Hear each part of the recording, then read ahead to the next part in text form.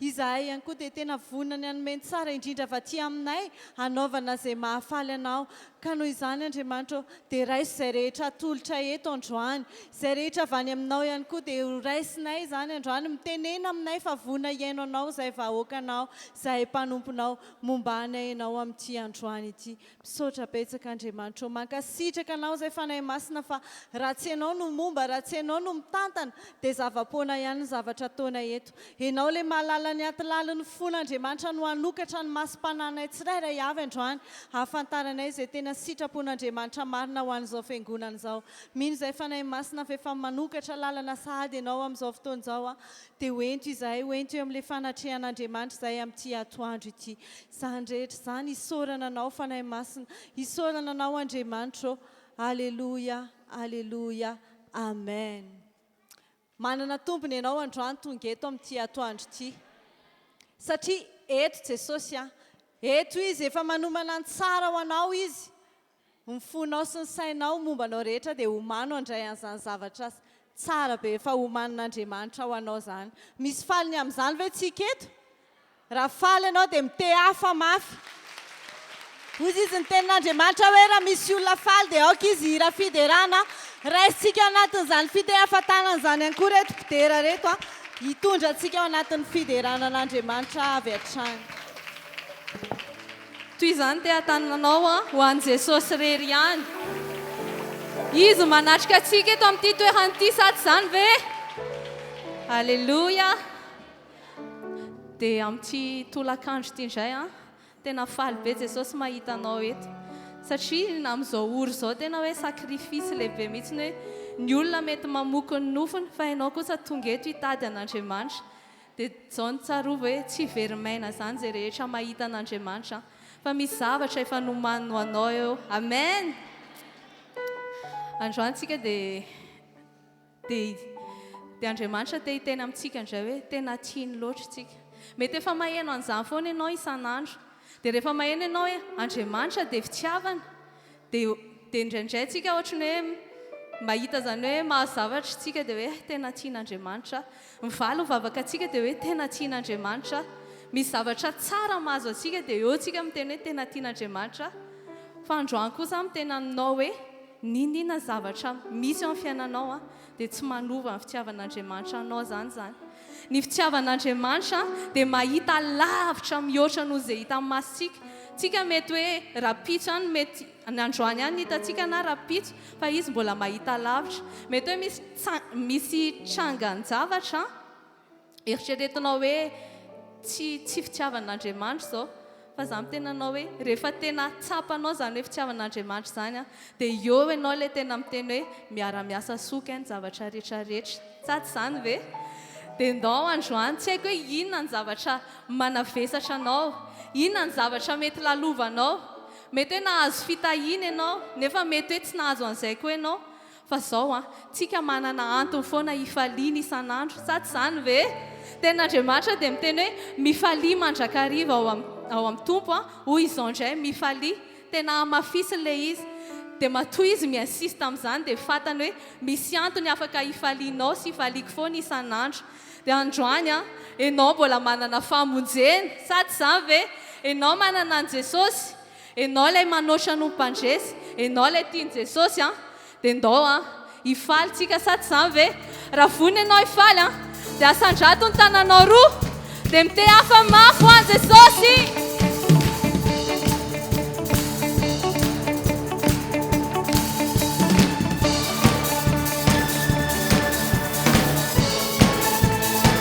ampisehoany Jesosy hoe faly ianao manana anazy amin'ny fotoana rehetra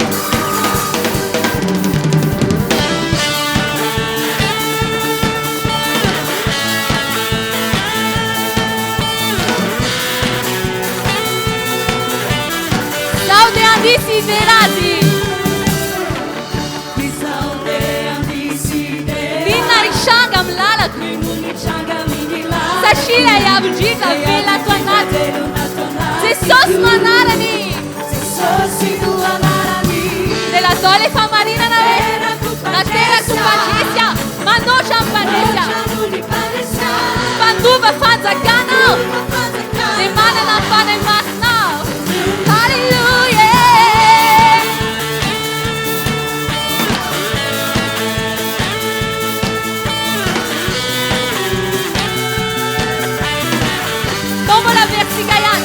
saldean desideras.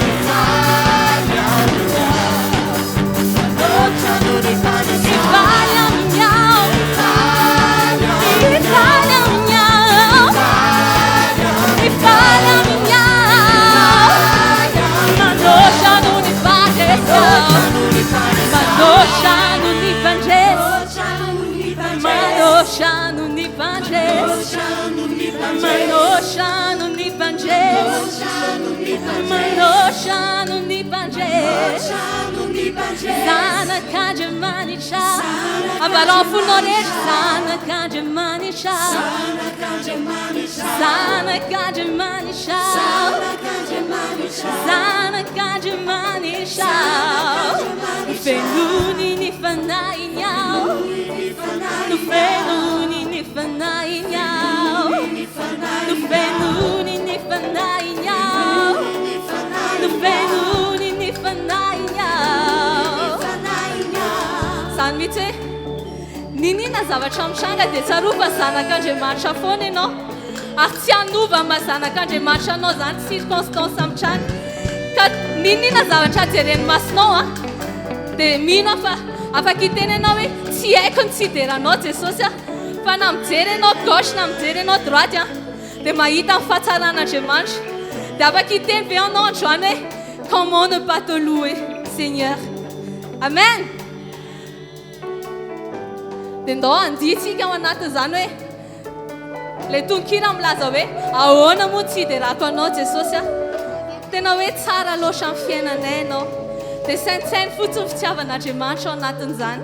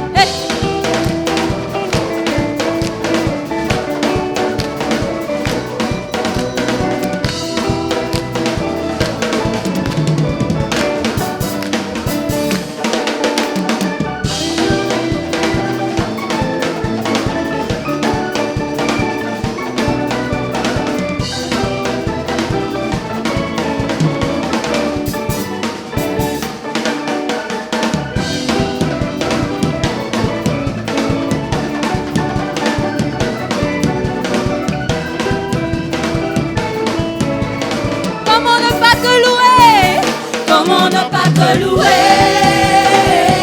Comment ne pas te louer? Comment ne pas te louer? Seigneur Jésus, comment ne pas te louer? Comment ne pas te louer? Comment ne pas te louer?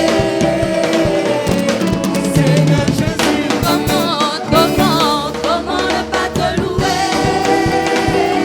Comment ne pas te louer? Comment ne pas te louer? Seigneur Jésus. Alléluia! Mino fa nataonao tamin'ny fonao rehetra zany e. Tena rehefa mijery tokoa tsika havana. Natao hoe tena mpiankohaka marina, tena mpidera marina, dia tsy miankina amin'ny circonstance zany io. Fa na amin'ny fotoana na tsy amin'ny fotoana, mideran'Andriamanitra foana ianao. Na amin'ny fotoana na tsy amin'ny fotoana, miankohaka amin'Andriamanitra foana ianao. Sady zany ve? Dia hatramin'ny maraintsika, raha ndray latabatra tamin'ny tompo dia novanginy Jesosy mihitsy ny hoe tena tia antsika izy. Sady zany ve? Dia androany izy mbola te hanamafy an'izany amiko sy aminao.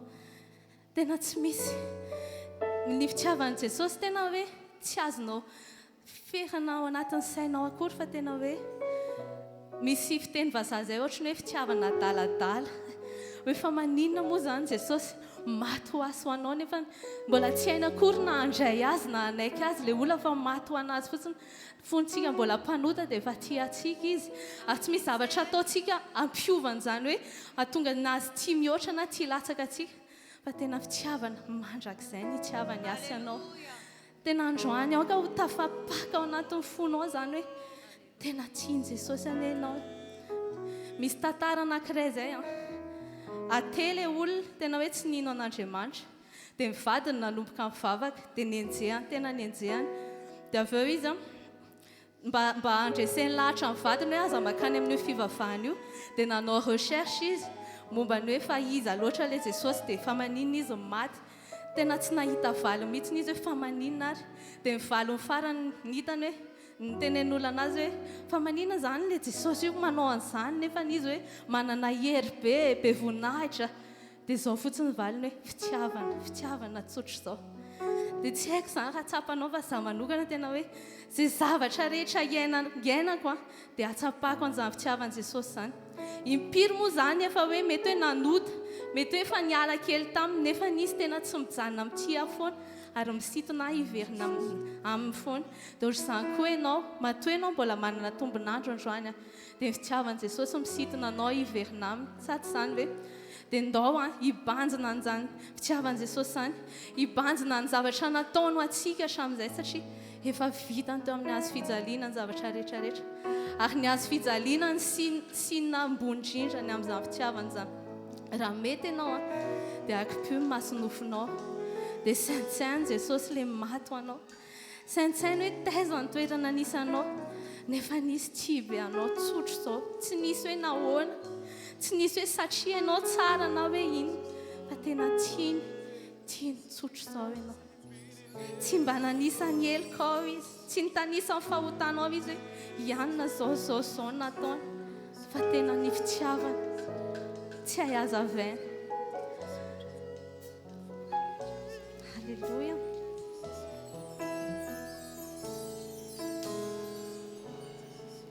Tsy manisa heloka, tsy nitanisa ireo tsinay akory ianao Jesosy. na mitanisa ireo tsiniko, Fa nijery anay tamin'ny maso ny fitiavana. Halleluja. toy izany ianao Tsy manisa helika ianao Jesosy. tsy manisa heloka,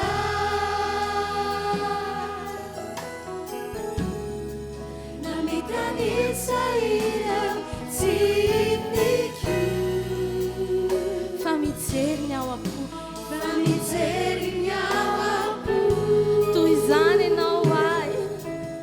Toy izany ianao Toy izany ianao ay.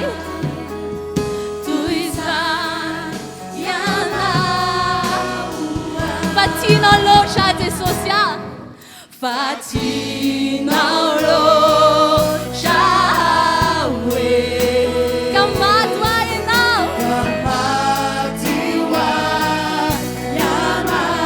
tianao mihoatra an'izao rehetra zao fatinao mihoatra an'izao rehetra izao tena fitiavana fatinao loatra Jesosy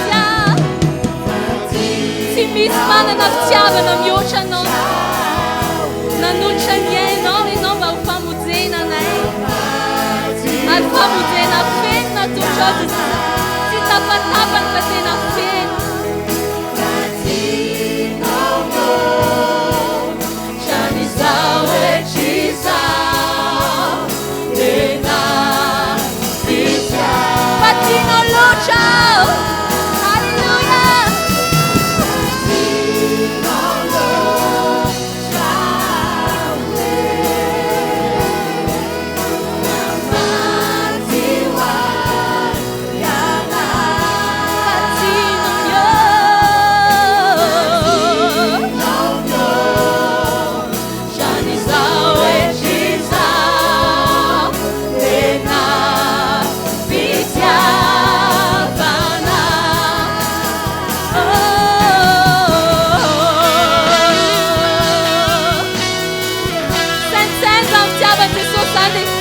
avelao anjaka ao anaty fonao raisy fotsiny fitiavan'i Jesosy androany fa mandondona ao anatinao izy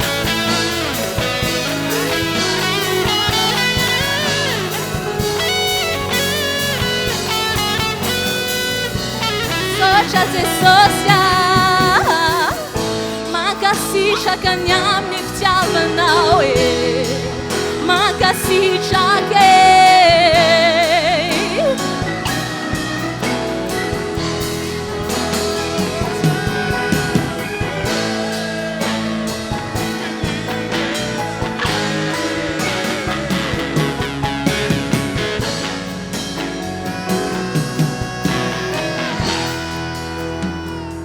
tsy misy toerana tsy tonga ny fitiavan'Andriamanitra zany tsy misy eloka tsy voavela ny fitiavan'Andriamanitra zany tena tsy takatry ny saina ary tsy ampy akory ara ny tentsika hideskrivena zany hoe ohatry ny ahoana ny fitiavan'Andriamanitra fa ny teny dia miteny hoe fatozao ny fitiavan'Andriamanitra n'izao tontolo izao nomeny ilay zanany lahy tokana mba tsy ho very izay rehetra mino azy fa hanana fiainana mandrakizay amintsika teny hafa dia miteny hoe fa tian'Andriamanitra loatra izao tontolo izao tian'Andriamanitra loatra ianao ka na ianao rery aza ny teto an-tany dia maty ho anao izy tena aka hilatsaka am-ponao mihitsy zany dia anambary ianao hoe Jesosy tianao loatra kay za dia ninona mety nieritreretinao hatramin'izay hoe mety tsy fitiavan'Andriamanitra mety zavatra tsy haiko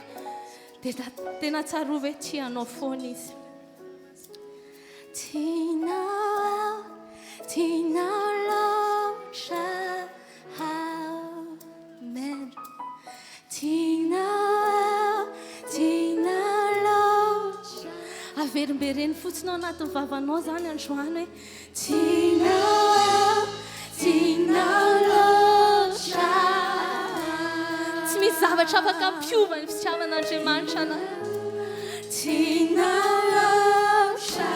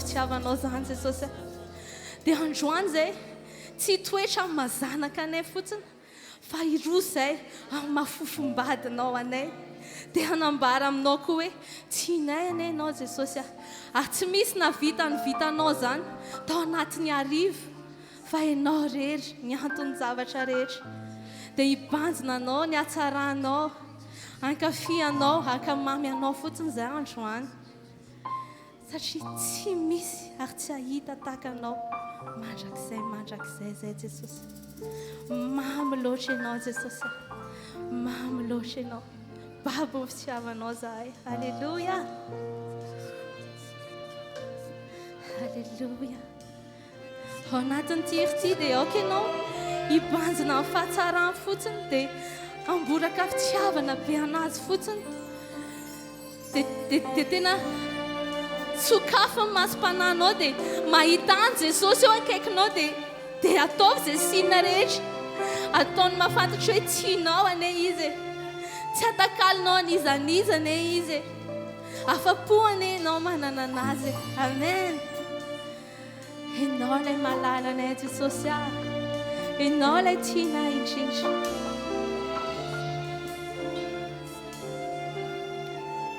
halleluja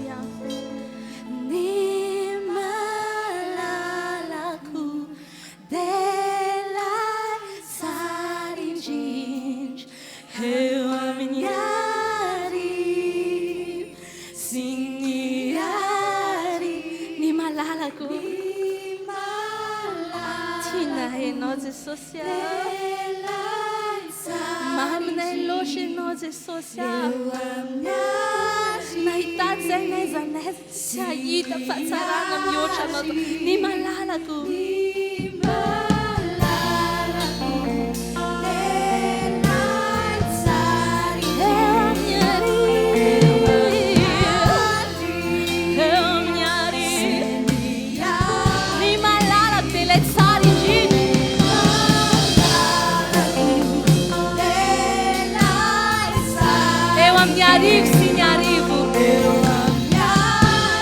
Atsoy fotsiny anaran'i Jesosy tsy avy be fotsiny izy androany amen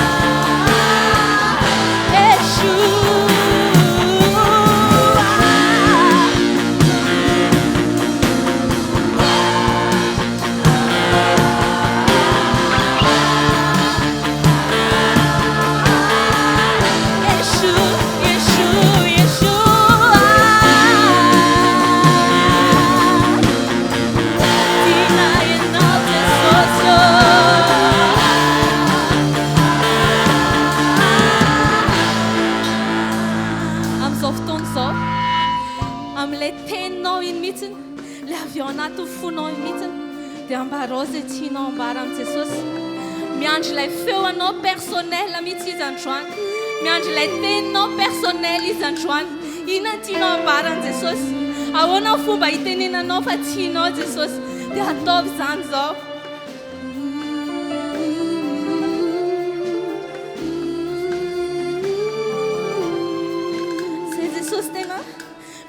ohatra manoloa ny fahatsarana fotsiny tena te-hiteny zay hoe babinao zay Jesosy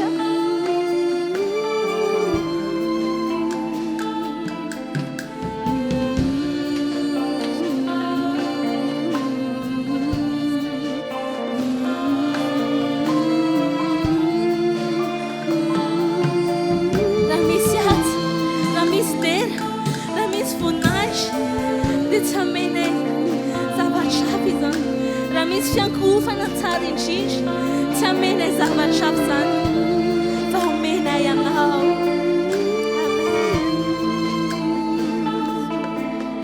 anao fanjakana anao ny hery anao voninahitra mandrakiza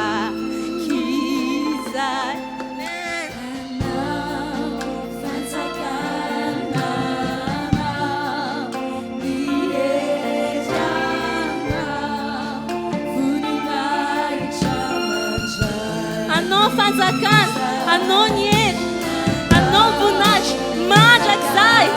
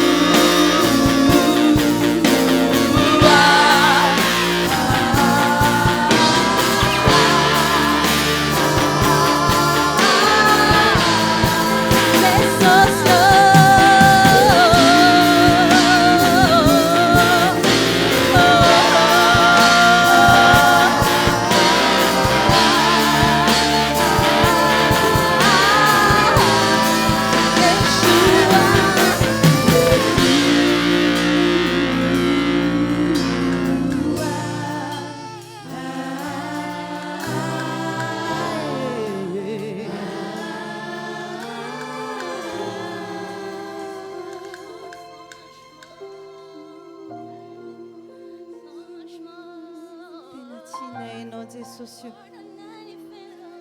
tena tianay amin'ny fonay rehetra ianao Jesosy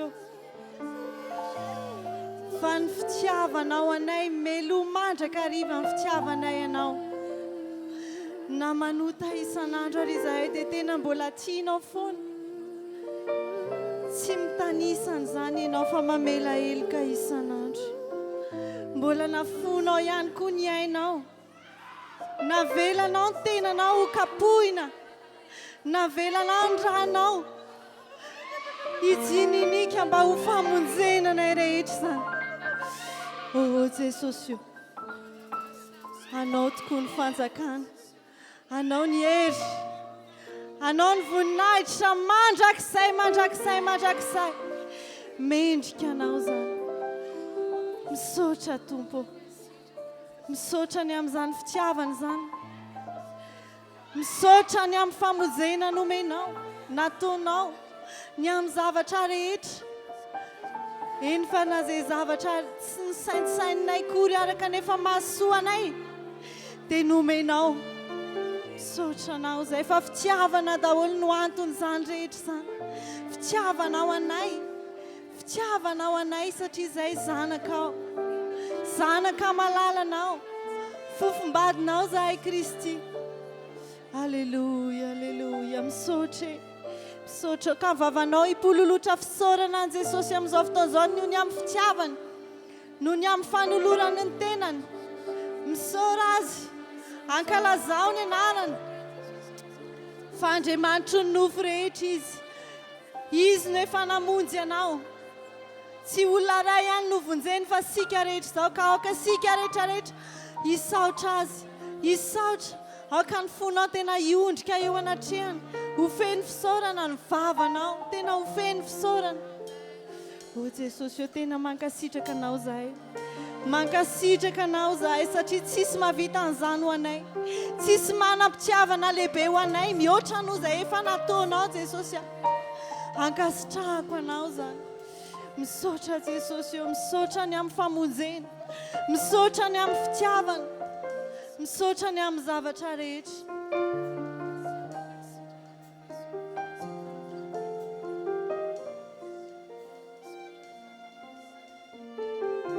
Misaotra raiko, misaotra Andriamanitra fa raha tsy ianao ihany koa naniraka ny zanakao dia tsy toy izao izahay.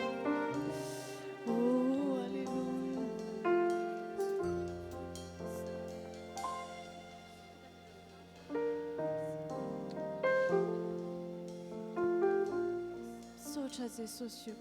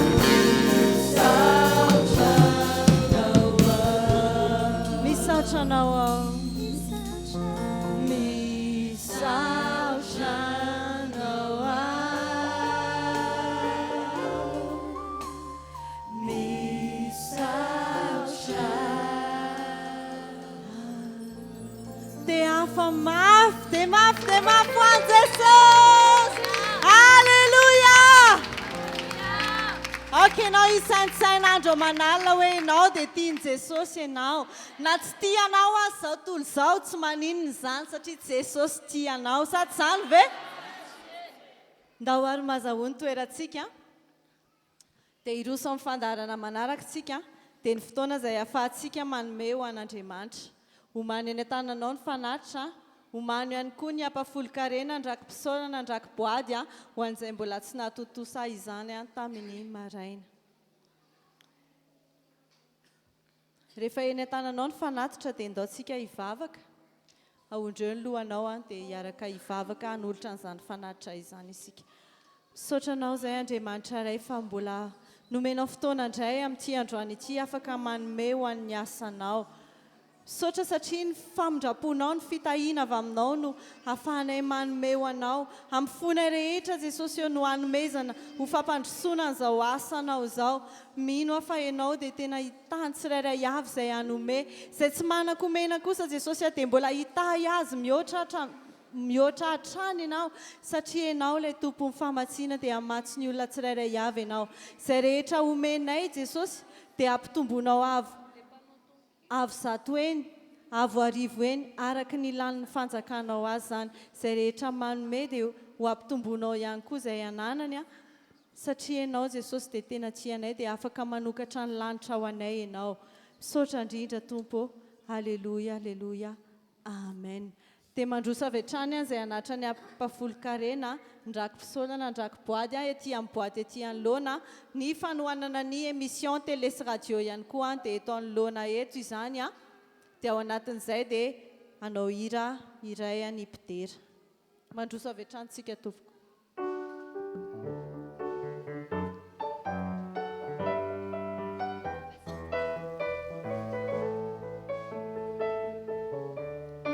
Sarobidy loatra Jesosy. loatra Jesosy ny fitiavanao ary ny aretanao ny mafy ka nanaiky alatsatra nanavotanao ty aiko namonjenao ny fanahy Jesosy velonao tena afaka sarobidy loatra Jesosy ny fitiavanao ary ny aretanao ny mafy ka nanaiky alatsatra nanavotanao ty aiko namonjenao ny fanahy Jesosy velonao tena afaka satriko tena satriko sy saraka aminao mandraky za Jesosy na mivoady masina nataoko naveliko eto indray ny tia sy anatanao mandraky za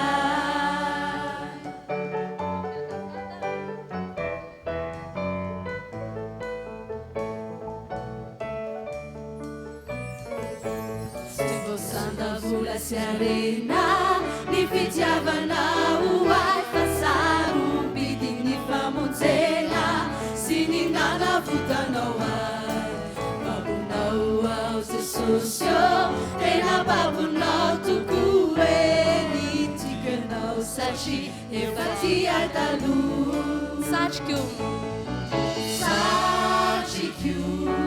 tena satriko sy saraka aminao mandraky za Jesosy rehefa masina ataoko gaveriko eto indray ho tia sy anatanao mandraky za satriko tena satriko tena tsy saraka aminao mandraky za Jesosy na mivoady masina ataoko gaveriko eto indray ho tia sy anatanao mandraky za satriko tena satriko tena tsy saraka aminao mandraky za Jesosy na mivoady masina ataoko gaveriko eto indray ho tia sy anatanao mandraky za satriko tena satriko ny foko sy ny fonao tena satriko ny foko sy Iara i tempo tena ihay tena iray Jesosy satriko tena satriko tena iombona aminao mandrakizay mandraky za satriko tena satriko ny foko sy ny fonao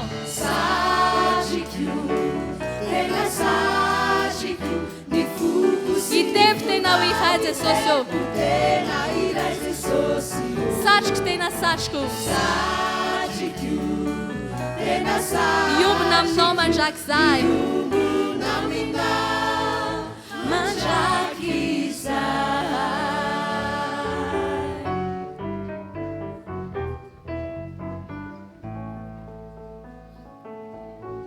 Antsika ite tanana mafy fisaorantsika an'Andriamanitra ny amina fahatsika nanome ho an'ny fanjakan'Andriamanitra androany.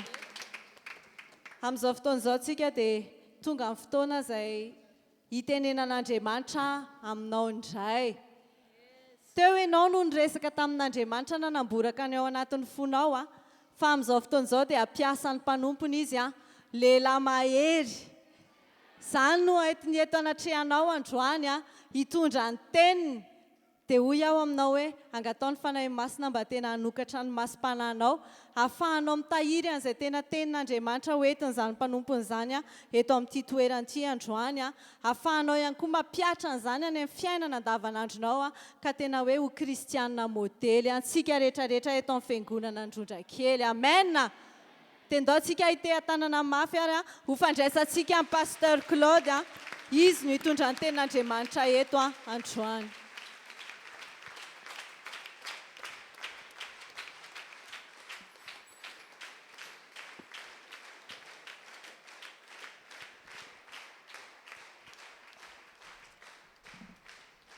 voalohany teny dia misaotra an'Andriamanitra lehibe sika ny fahasoavany sy ny fitahiny manokana ka nataony natratra ity andro androany ity. Mankasitraka an' Jesosy be dia be mihitsy satria manana tombontsoa zasy ianao tsy noho isika fa noho ny fahasoavana. Dia nataony natratra ny andro androany afaka miaraka manompo eto amin'izao toerana izao. Faharoa manarakaraka izay misaotra amin'ny mpanompon'Andriamanitra ihany koa izay nanokatra varavarana mba ahafahanay mijoro eto misolo tena ny tompo hanambara ny sitrapon'Andriamanitra. Mankasitraka ny ray aman-dreny satria mino fa noho ny fitokisany dia mba nitendrena hijoro eto ny tena hanambara izay zavatra lehibe napetrak'Andriamanitra atao anaty ho an'ny fiangonana. Matoka fahotahiana ny ray aman-dreny momba azy hatrany Andriamanitra ary hitatra ny fanjakan'Andriamanitra amin'ny alalan'izy mivady. Fahatelo miarabantsika rehetra izay atao anatin'ny trano fivavahana. Mankasitraka an'Andriamanitra ako satria nataony tompo zanany ianao, nataon'Andriamanitra vahoakany ianao ary nataon'Andriamanitra nisan'ny olona voavonjy ianao. Dia arabaiko manokana ianao satria natratra ny volana avril ianao, izay volan'ny fandresena lehibe, volan'ny fitahiana lehibe. Zao ny teneniko anao ity volana avril ity dia volana hitondran'Andriamanitra anao andeha lavitra amin'izay. Volana hitondran'Andriamanitra anao amin'ny avo ambonimbony kokoa noho ny teo aloha amin'izay. Ary zao ny teneniko aminao, rehefa tsy resy ianao tao anatin'ny telo volana, tsy ho resy tsony ianao amin'ity taona ity, tsy ho resy tsony ianao amin'ity taona ity. Halleloia, amen ve? Izany aoka mifaly ianao satria tafiditra amin'ilay volana natokan'Andriamanitra hitahina anao manokana ianao. Halleloia. Manarakaraka izay arabaiko ihany koa isika rehetra izay manaraka ity fitoam-bavaka ataon'ny fiangonana ilay fiandrona kely ity izay alefa amin'ny alalan'ireo réseaux sociaux na amin'ny Facebook izany na ny YouTube. Arabaiko manokana ianareo rehetra na ny eto amin'ny faritra eto amin'ny Madagasikara na ianareo any ampitan-dranomasina izay matetika mifaneresera aminay reny.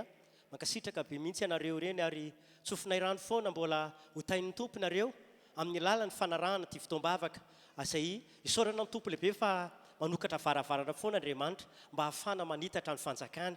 Ka na dia ataoko hoe ianao izay any amin'ny toerana lavitra, ianao izay mety tsy afaka nakaty am-piangonana azy, dia nomen'Andriamanitra tombontsoa lehibe mihitsy amin'ny alalan'ny fanokafana varavarana afaka hitondrana ny afatra sy ny fitoam-bavaka amin'ny alalan'ireny tambazotra sosialy ireny. Mankasitraka an'Andriamanitra eny amin'izany rehetrarehetra izany ary ny irarianay dia hoe ianareo rehetra izay manaraka ity fitoam-bavaka ity dia hotahian'Andriamanitra, hiasan'Andriamanitra mikery, ahita fahasoavana be dia be aminareo no nijoro vavolombelona aminay foana hoe tena mahafinaritra ny fiderana, mahafinaritra ny toriteny, misy fiantraika ny goavana be mihitsy ny vavaka izay atao dia mbola irarianay mbola lehibe lavitra noho izay hitanareo hatramin'izay, mbola ho hitanareo amin'izao fotoana izao ka dia voninahitra ho an'ny tompo irery ihany. Androany moa izany ny tenako no hitondra ny hafatra ho antsika. Zao aza mijery anahy nareo, za ty tena raha ny pasteur dia za ny kely, raha ny pasteur dia za mbola vao mianatra io, fa dia hoe izay ampianarin'ny tompo kely anahy eto dia izay no entiko aminareo. Aza jerena ahako fa jereo ilay mpaniraka fa izy androany ny asa, izy no mampiteny, izy ny anetsika, izy no tena hiafinao ambadiky ny voninahiny ny mpanompon'Andriamanitra, hiafinao ambadiky ny fahalehibeazany ny mpanompon'Andriamanitra. Tsy misy olona tokony ho ankalazainy izany, tsy misy nizaniza tokony ho ajaina somena voninahitra izany, fa le lehibe indrindra le mato antsika, le nanolotra ny aina, le nanetry tena tetỳ ambonin'ny tany, izany ane no deraina mandrakizay mandrakizay. Sady izany ve? Halleloia. Raha izy no ankalazainao, raha izy no atsainao, raha Jesosy foana nomeny voninahitra dia hisandatra eo amin'ny fiainanao mandrakariva ny heriny sy ny anarany. Halleloia, amen. Ka hivavaka ry isika izay no ela ngambany ela tsy navelako nandalo fotsiny fa ela izy tsika hidirantsika amin'ny tena ngevitra ngeza be dia ny tenin'Andriamanitra izany rehefa avy eo mialohan'ny hivavahantsika dia ampiomana anareo ho anareo na ilay manaraka ny toriteny amin'ny alalan'ny Facebook na amin'ny YouTube na ianareo atao amin'ny fiangonana atao trano fivavahana dia mampiomana anareo izany fa aorianan'ny toriteny dia hivavaka ho an'ireo olona efa diso fanantenana, ho an'ireo olona efa maratra no ny donana azo azy a no ny fivadiana matetika nanjoanao a hivavaka ho an'ireny olona mieritreritra fa tsy misy mahita reny ntsony ahako fa androany ny fantatra izao hijery anao manokana Andriamanitra hijery anao manokana Andriamanitra ho tsy maninona afaka nisitaka daholo ny olona ozy le mpitarika fotoana teo tsy maninona afaka niataka daholo ny olona ozy le mpitarika fotoana teo fa ny mampahery azy zao le ngeza indrindra le mahainy zavatra rehetra dia ozy nataony tsy mafoy tsy mandao anao mihitsy hiteka ao anazy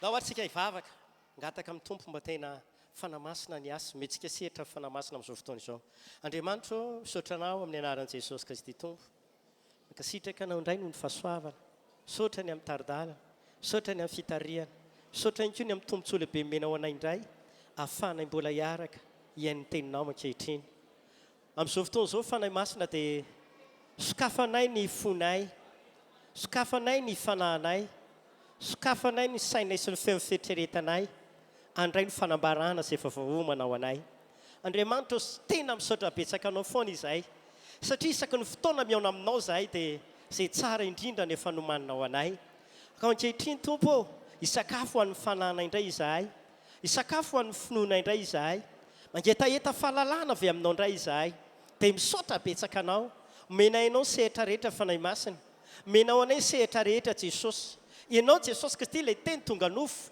ary mifanahy masina no hanamarina izany teny izany ho an'ny fiangonana mitenena Andriamanitra fa vonina iaino ny mpanomponao mitenena ho anay rehetrarehetra ianao aza vela misy hodiso antsara ny amin'ny teninao eto fa na iza eto amin'ity toerana ity na iza any anatin'ireny tambajotra sosialy ireny ka manaraka izao fitaombavaka nataon'Andriamanitra manana tombotsoa aeno an'ity toroteny ity dia andray fahasoavana izy andray fampahirezana izy andray fanasitranana izy andray vaolana izy andray fampahirezana goavana izy fananganana lehibe ho ataon'Andriamanitra amin'ny fiainana eny na dia ireo efa diso fanantenana azy dia hiverina indray fatokiny fa mbola misy fanantenana ny fiainana ay mbola tsy tapitra treo amin'ny olana io fiainana fa mbola misy tsara lavitra ny rezerven'Andriamanitra ho azy amin'ny anaran'i Jesosy fanamasino osory ahako fenoy ahako etseo ahako ampiasay ahako manaiky fanamasina ny amin'ny hetsika rehetra mpanaovinao manaiky fanamasina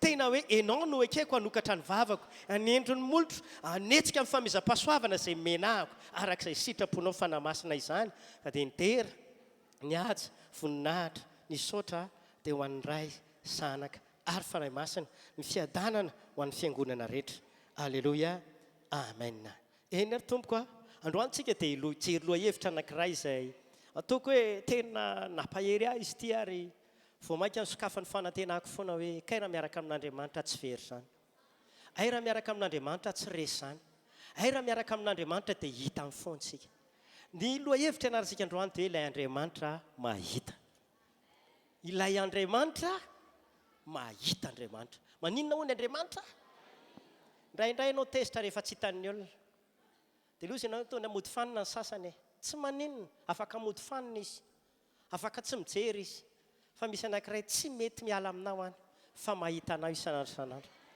hitahiny ianao androany maky tena Andriamanitra ary isika etiko manokatra izay fampianarana izay androany Salamo 4:30 andininy 5:50 Salamo 4:30 andininy 5:50 vakina amin'ny anaran'i Jesosy izany tenin'Andriamanitra izany rehefa hitantsika rehefa hitanao koa ny baibolinao tsy maninona dia raha tsika mamaky ny tenin'Andriamanitra amin'ny anaran'i Jesosy Kristy no amakiako izany soratra masina izany ny mason'i Jehovah dia mitsinjo ny marina ary ny sofiny miaino fitarainany averiko tsara ny mason'Andriamanitra ozy amin'ny dika teny hafa izy dia mijery izay olona marina ary ny sofin'Andriamanitra miaino izay fitaraina nataony androany zany dia izao ho tanteraka eto izany famarina izany ho tanteraka eto izany tenin'Andriamanitra izany ho tanteraka amintsika rehetra ane izany tenin'Andriamanitra izany koa araka io tenin'Andriamanitra araka io fanambaran'ny baiboly revana dia izao ny Andriamanitra ivavahantsika, le Andriamanitra izay toriko amintsika eto amin'ity toerana ity, soanareo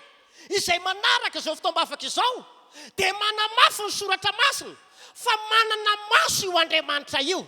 Manana inona hoy ny Andriamanitra? Ny Andriamanitra ivavahantsika dia manana maso. Ary tsy hoe manana maso fotsiny izy, fa ozy ny soratra masina hoe ilay maso ananan'Andriamanitra dia mijery. Amena. Ilay maso ananan'Andriamanitra dia mahita, mijery atsika foana zany Andriamanitra. Mahita atsika fiangonana zany Andriamanitra. Mahita ny olon-drehetra zany Andriamanitra. Tovy amena zany. Ny mason'Andriamanitra dia mijery na hoe mahita ny olona marina. Ny izany fiangonana izay tonga eto sy ianareo manaraka ity fotoam-bavaka ity. Na inona zany zavatra iainantsika amin'izao vanim-potoana izao. Na inona ihany koa zavatra mety manjo atsika, ka mety efa mahavery hevitra atsika mihitsy. Mety efa mahatonga atsika tady hamoy fo, mitanondrika amin'izao vanim-potoana izao. Dia ambarako amintsika tsara mihitsy androany fa mahita atsika foana io Andriamanitra io ary tsy vitany hoe mahita atsika fotsiny, fa tena mijery ny atsipiriam-piainantsika mihitsy izy. Amena. Averiko io teboka io. Na inona zavatra iainantsika amin'izao fotoana izao, ary na inona koa zavatra mety manjo atsika, ka mety efa mahavery hevitra atsika mihitsy. Mety efa mamoy fo ianao, mety efa tsy manantena ho tafavoaka intsony ianao, satria mieritreritry tsisy mahita intsony angambany. Fa zao no teneniko aminao androany, mahita ny atsipiriam-piainantsika foan'Andriamanitra. Halleluja. Tena mahita ary mijery ny atsipirian'ny fiainantsika rehetrarehetra foan'Andriamanitra. Amen. Matetika mantsy ry havana isika no mametraka fanontaniana hoe hitan'Andriamanitra ve sa tsy hitany zao ady sy fitsapana mafy sy atrehako izao. Matetika ny tonga ao an-tsaintsika izany fanontaniana izany. Manontany tenitsika indraindray, mbola hitan'Andriamanitra ve? Mbola misy mpijery ihany ve eo amin'ilay zao ady sy fitsapana mafy izay atrehako izao? Hoy aminao androany. Mety efa nieritreritra an'izany ianao, mety efa nametraka fanontaniana an'izany mihitsy ianao. Mba hitan'Andriamanitra ihany ve reo ady sy fitsapana maro izay atrehako ireo, na reo olana saribana izay mampahoro ny fiainako hatramin'izay? Mbola hitan'Andriamanitra ihany ve? Mba mijery ihany ve Andriamanitra? Hoy aminao androany. Ny valina maniko an'izay dia izao, ny Andriamanitrika dia Andriamanitra sady mahita no mijery ny fiainantsika isan'andro. Ho anao izay mety ao anatina tebotebo, ianao izay ao anatina tahotra, ianao izay mandalo fitsapana mafy, ianao anatin'ireo olana ady somary samihafa izay mieritreritry tahaka ny tsisy mahita intsony, dia zao tenenin'Andriamanitra aminao androany, ny Andriamanitra ivavahantsika dia Andriamanitra sady mahita no mijery ny fiainantsika.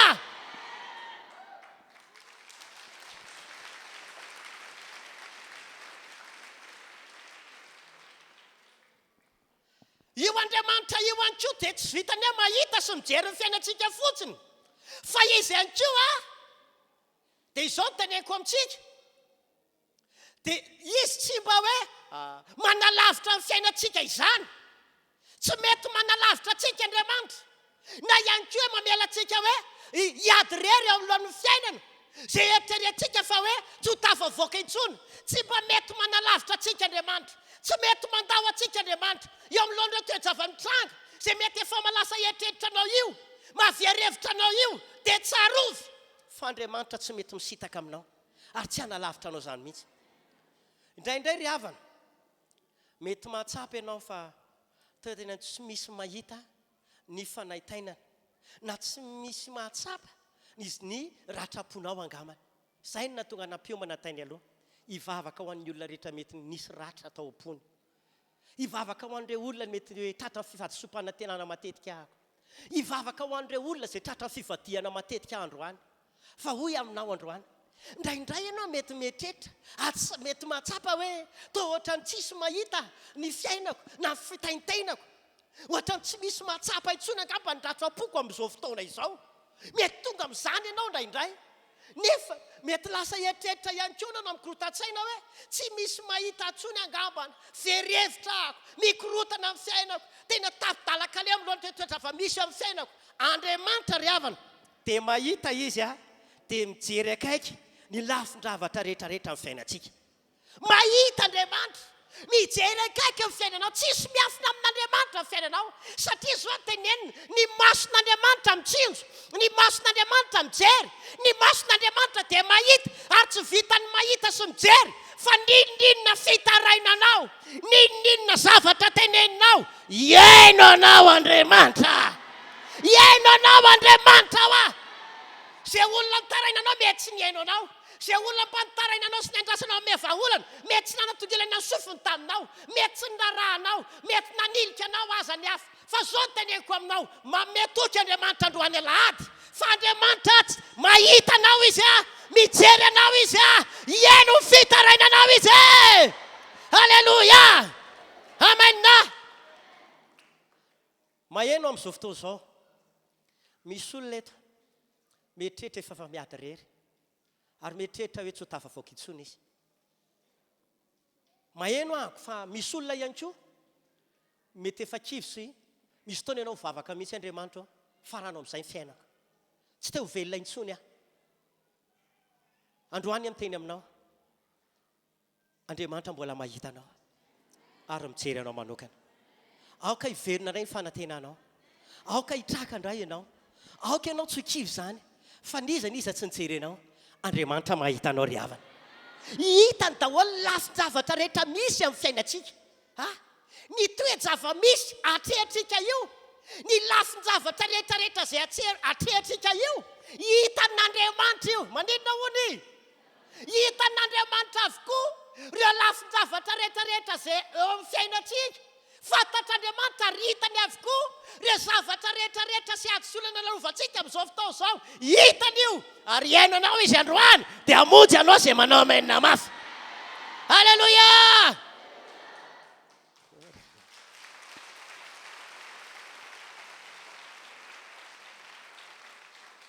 hitany ary jerevany avokoa ireo lafin-javatra rehetra eo amin'ny fiainantsika ry havana koa voalohany ary dia izao inona ary ny hitan'Andriamanitra misy zavatra anankitelo jerevantsika fohifohy ihany izy ty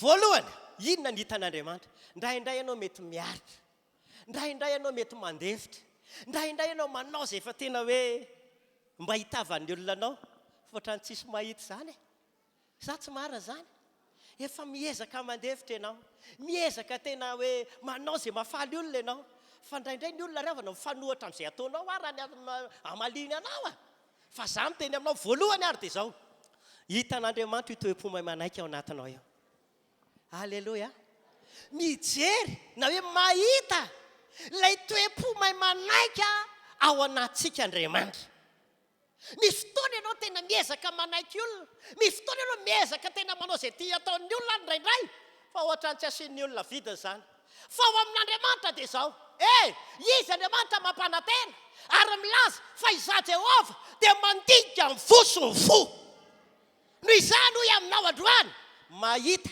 an'ilay toe-pomay manaiky ao anatinao Andriamanitra maninona hono izy mahita ilay toe-pomay manaiky ao anatsika Andriamanitra ny tantaran'ilay vehivavy atao hoe Agara angamba no jerevantsika androany iza moa i Agara izy zany Agara zany iza sao dia lazainao fa leo akaikinareo i Agara dia tsy iza fa mpanompo vaviny Saray ary io no nataony mba azahoana zaza ho an'isi Abrahama ilay niteraka ny Ismaela io ny renin'ny Ismaela zany ty vehivavy atao hoe Agara ity dia niona tamin'ilay Andriamanitra zay mahita izy indray andro rehefa tao anatina ady tao anatina fitondrana tsy ara-dravina tao anatina fivadiana tao anatina latsa sy fanesoana zay tsy vokatra ny sitrapony fa sitrapon'ilay patroany fa rehefa vokatra zany dia inona hozy ianao lasa tena tratrany hoe fiainana napalahelo fa isaorana n'Andriamanitra fa na dia tao anatin'izany ratrapo, tao anatin'ny fahadisom-panantenana, tao anatina fivadiana azy Agara, dia isaorana lehibe Andriamanitra fa niaona tamin'ilay Andriamanitra izay mahita i Agara. Vakitsika ny bokyny Genesisy 9 manomboka ny 19 ka hatramin'ny 17. Genesisy 9 eo amin'ny 19 ka hatramin'ny 17.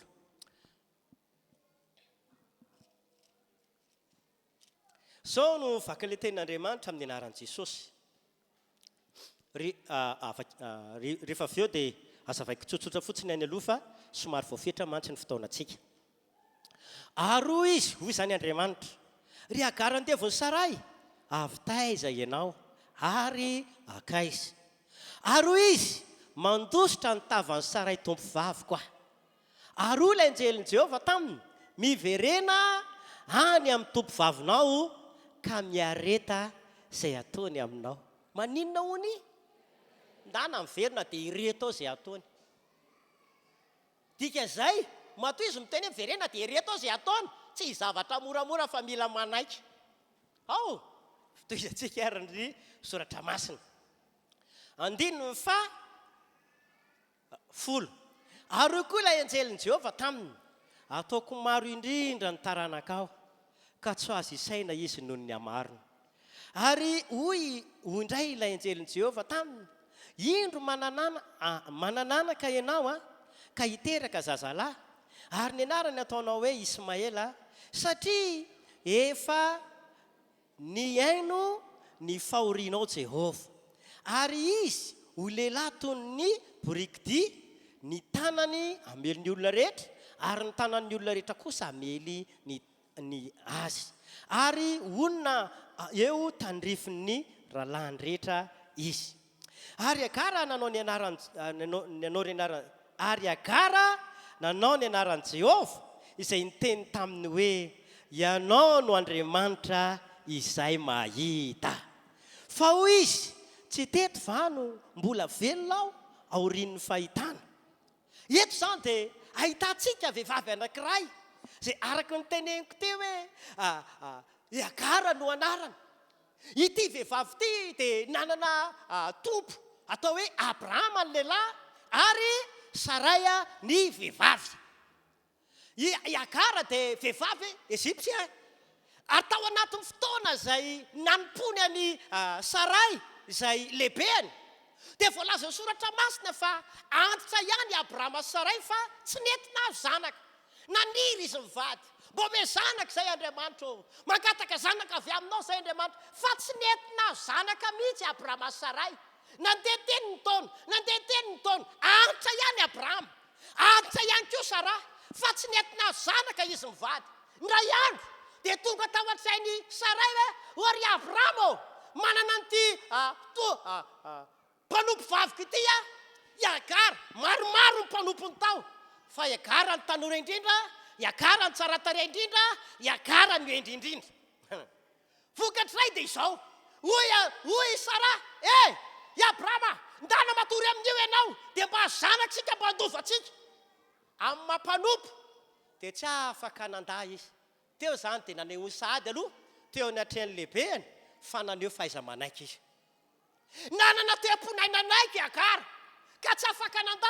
Zao dia teneniko aminareo, raha niela taonany i Agara sy Abrahama. Tena hoy izy Agara ka tsisy tombontsoa aminy manambady an'ity rangahy ity. Satria dadabe sy tanora. Ao ve izany?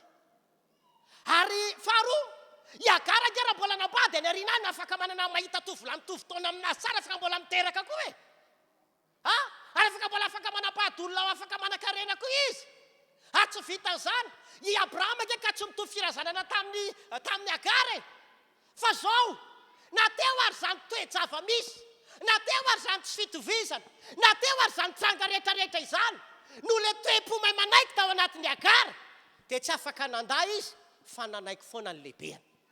Nefa zao ry havana, vokatro ny fanekena n'ilay lehibe, vokatro ny torohevitry ilay lehibeny, vokatro ny torohevitry ny olona mpitantana anazy, dia nanaiky izy na dia tsy sitrapony azy. Eny ary tompoko, manaiky ahy raha izay sitrapona reny vady. Inona? Vao niaraka kelikely tamin'ny Abrahama izy, voalaza soratra masina fanomboka ny toe-jaza. Rehefa ny toe-jaza izy, na atao saraina hita, nefa rano tsy nazaka intsony, dia ohatran'ilay olona tsy mazaka dia hitsoaka rangahy. Raha zao no mitoy hitsoaka mihitsy aho, tsy petaka hatritsony aho, fa na hoaiza ianao na hoaiza nefany, dia miteny aminao aho, ao amin'Andriamanitra ihany no mahatsara anao. Ao amin'Andriamanitra misy vahaolana ho anao. Ao amin'Andriamanitra misy famonjena ho anao. Ary raha mbola eo anatin'Andriamanitra ianao, tsy maintsy mpandresy ianao rangahy, tsy maintsy tafavoaka ianao, tsy maintsy mivany olana rehetra, satria hain'Andriamanitra ny tanteraka aminao ane zany, tanteraka amintsika rehetra ane zany. Vokatry ny fampahoriana, vokatry ny zavatra talalovany Agara, dia nitsoaka izy ny farany. Nitsoaka izy, ary nitsoaka lasa tany anefitra. Lasa nitsoaka tany anefitra izy. Rehefa nitsoaka tany anefitra tany izy, dia niseho tany ny anjelin'Andriamanitra. Fa maninona ty ianao ry Agara? Tsy rehefa nkeo ny andininy fahavalo eo hoy izy, avy taiza ianao ka akaiza? Dia ozy nataony hoe mandositra ny tavany Sarai tombo vavoko aho. Maninona hono izy? Mandositra ny tavany Sarai izay tombo vavoko aho. Izany hoe nandositra n'ilay lehibeny izy. Tsy te hiaina intsony izy, ohatrany tsy te velona intsony. Matoa ny olona kay mitsoaka makany anefitra, efa tsy te velona intsony izay. Mafy loatra ny trindry nataony fiainana teo aminy. Mafy loatra ny zavatra niatra tao aminy, ny vava, ny fandatsana, ny fivadiana, mafy loatra ny fanendrehana, mafy ny fanesona, isan'andro, vao miposaka amin'ny masoandro. Miala vamy madamo Sarai. Andeha vavy. Be dia be ny ao. Fa Agara foana no melohany. Agara foana no latsainy. Agara foana no teneniny. Agara foana nanaovany teny mahery. Agara foana no ataony tsinitsinina. Eo amin'lohan'ny olona rehetra. Farany, lasa izy nitsoaka. Fa izy nitsoaka tany anefitra indray. Ndrahan'Andriamanitra ny anjely. Hory anjely, mahita an'ilay vehivavy atao hoe Agara. Ao anefitra ao izy rery no mipetraka ao miaraka amin'ny zazakely ao akibony. Mandehana ianareo dia teneno aminy. Aninona ty ianao ry Agara? Mitsoaka aho ozy nataony.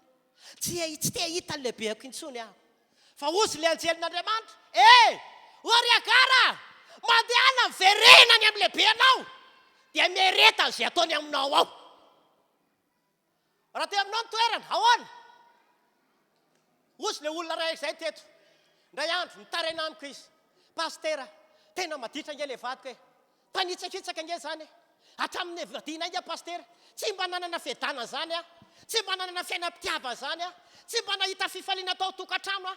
Efa anankifiry ty zanak'anay, fa tsy mety miovy izy. Anankifiry ny zanak'anay, fa tsy mety endry izy. Mifindrafindra vehivavy, tsy manome voly, vao tonga vany anefany, sady mitseriny, mamono, manao tsinitsininy, manambany, ohatra ny mpiasa ny anaovany a pastera. Ndray andro no izy mba nitaraina tamin'ny fianakaviany, no taraina tamin'ny ray aman-dreniny, dia zao no nataon'ny ray aman-dreny sy ny fianakaviany. Ereto ao aky tokantrano fiafiana. Dia zao no teneniny tamin'ireo, maninona raha mbanareo indray aloha ny asiany kely ihany, dominy amin'ny totondry. Dia rehefa tsy nahazo rariny tany amin'ny fianakaviany izy, nakaty am-piangonana. Niona taminay izy. Dia zao no teny, izy amin'io raha ny endrasany, dia rio any ranabavy. Zay ny endrasany. Pastera tsy afaka ampisaraka izany fa izay nampiresin'Andriamanitra. Hainao tsara le raha. Dia nitaraina teo izy. Dia zao no teneniko tany, ho ranabavy, vavà tsara, dia akinao amin'ny tompo ny fiainana, dia ajao foana izy. Mipetraha amin'ny maramatoa anao, dia mipetraha amin'ny marem-pianakaviananao. Dia rehefa tonga zany izy dia karakara eo tsara izy, anaovy rano mafana izy, anontany izy raha mila lasopy izy, karakara eo diovy tsara ny akanjony, dia pasokoa ny akanjo rehefa handeha izy. Inona ary pastera? Tsy eo aminao marina ny toerana ozy. Tsy anao any toerana fa anao. Dia ohatrany nahatsiaro ny Agara. Ozy ilay anjely taminy, Agara, mandana ny veriny. Verenany amin'ilay fampahoriana ny hitanao tany, dia mbola miereta amin'izay ataony aminao ao. Enjana ane zany. Ozy ilay vehivavy tamiko, pastera tsy eo aminao marina ny toerana. Dia izay no mahatonga anao miteny hoe miereta e foana. ka ina ary nyteneniko koa zany mialahy arivo izy tsy hanao manzamy mihitsy raha mpanompon'Andriamanitra satria amin'Andriamanitra misy vahaolana foana ohatra zany ny zavatra niatra tamin'ny fiainanay Agara mandehana ry Agara miverena ihany any amin'ny tovovavinao any dia izao ereto foana aloha ny zavatra ataony hoy aminareo androany io toe-po manaiky io hitan'Andriamanitra io mety tsy misy mahita angamba zany mety tsy hitan'ny olona angamba zany fa androany aty ampaherenao Andriamanitra mahita ny toe-po manaiky io alleloia alleloia tamin'ny fotoana na irery any Sarata azafady tamin'ny fotoana na irery any Agara tany anefitra dia nahita anazy Andriamanitra ary zay ny atonga ny Baiboly niteny hoe Agara no niteny ny Agara no olona niteny voalohany hoe ay tena mahita kay Andriamanitra zany hoe rehefa naheno an'Andriamanitra ny teny izy rehefa niona tamin'ireo anjelin'Andriamanitra izy rehefa nirahan'Andriamanitra miverina izy dia zao ny tenen'ny Agara Andriamanitra kay mahita alleluia alleluia ry avanao tamin'ny fotoana na irery ny Agara tany anefitra dia niona tamin'ilay Andriamanitra mahita izy ary narahan'Andriamanitra maso tanteraka amin'ny fihetsika rehetra izay nataony fantatr'Andriamanitra fa nanaovana fitondrana tsy rariny izy nanaovana fitondrana tsy mety izy fantatr'Andriamanitra fa tena mafy ny fiainana atrehany tany fanambaran'Andriamanitra tampitiavana taminy fa eo amin'ny lohan'ireo fitafanaitanana eo amin'ireo zava-manahirana eo amin'ireo zavatra ieretanao ireo dia hoy izy Andriamanitra taminazy manao hoe misy valiny amin'ny hoavinao io isy valiny amin'ny hoavinao io isy fanasitranana ny hoavinao fa mandehana ianao miverina any amin'ny tomponao izy nampanantena azy Andriamanitra fa ilay zaza ao am-boka ilay zaza ao anatiny ao io ny fandohan'ny taranaka marobe ry havana tonga eto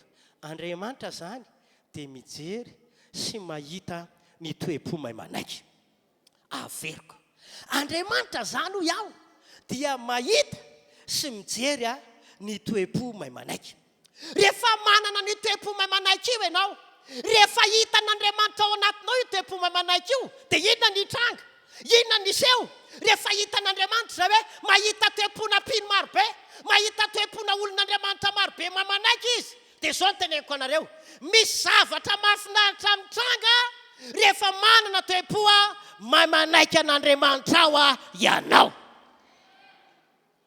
amen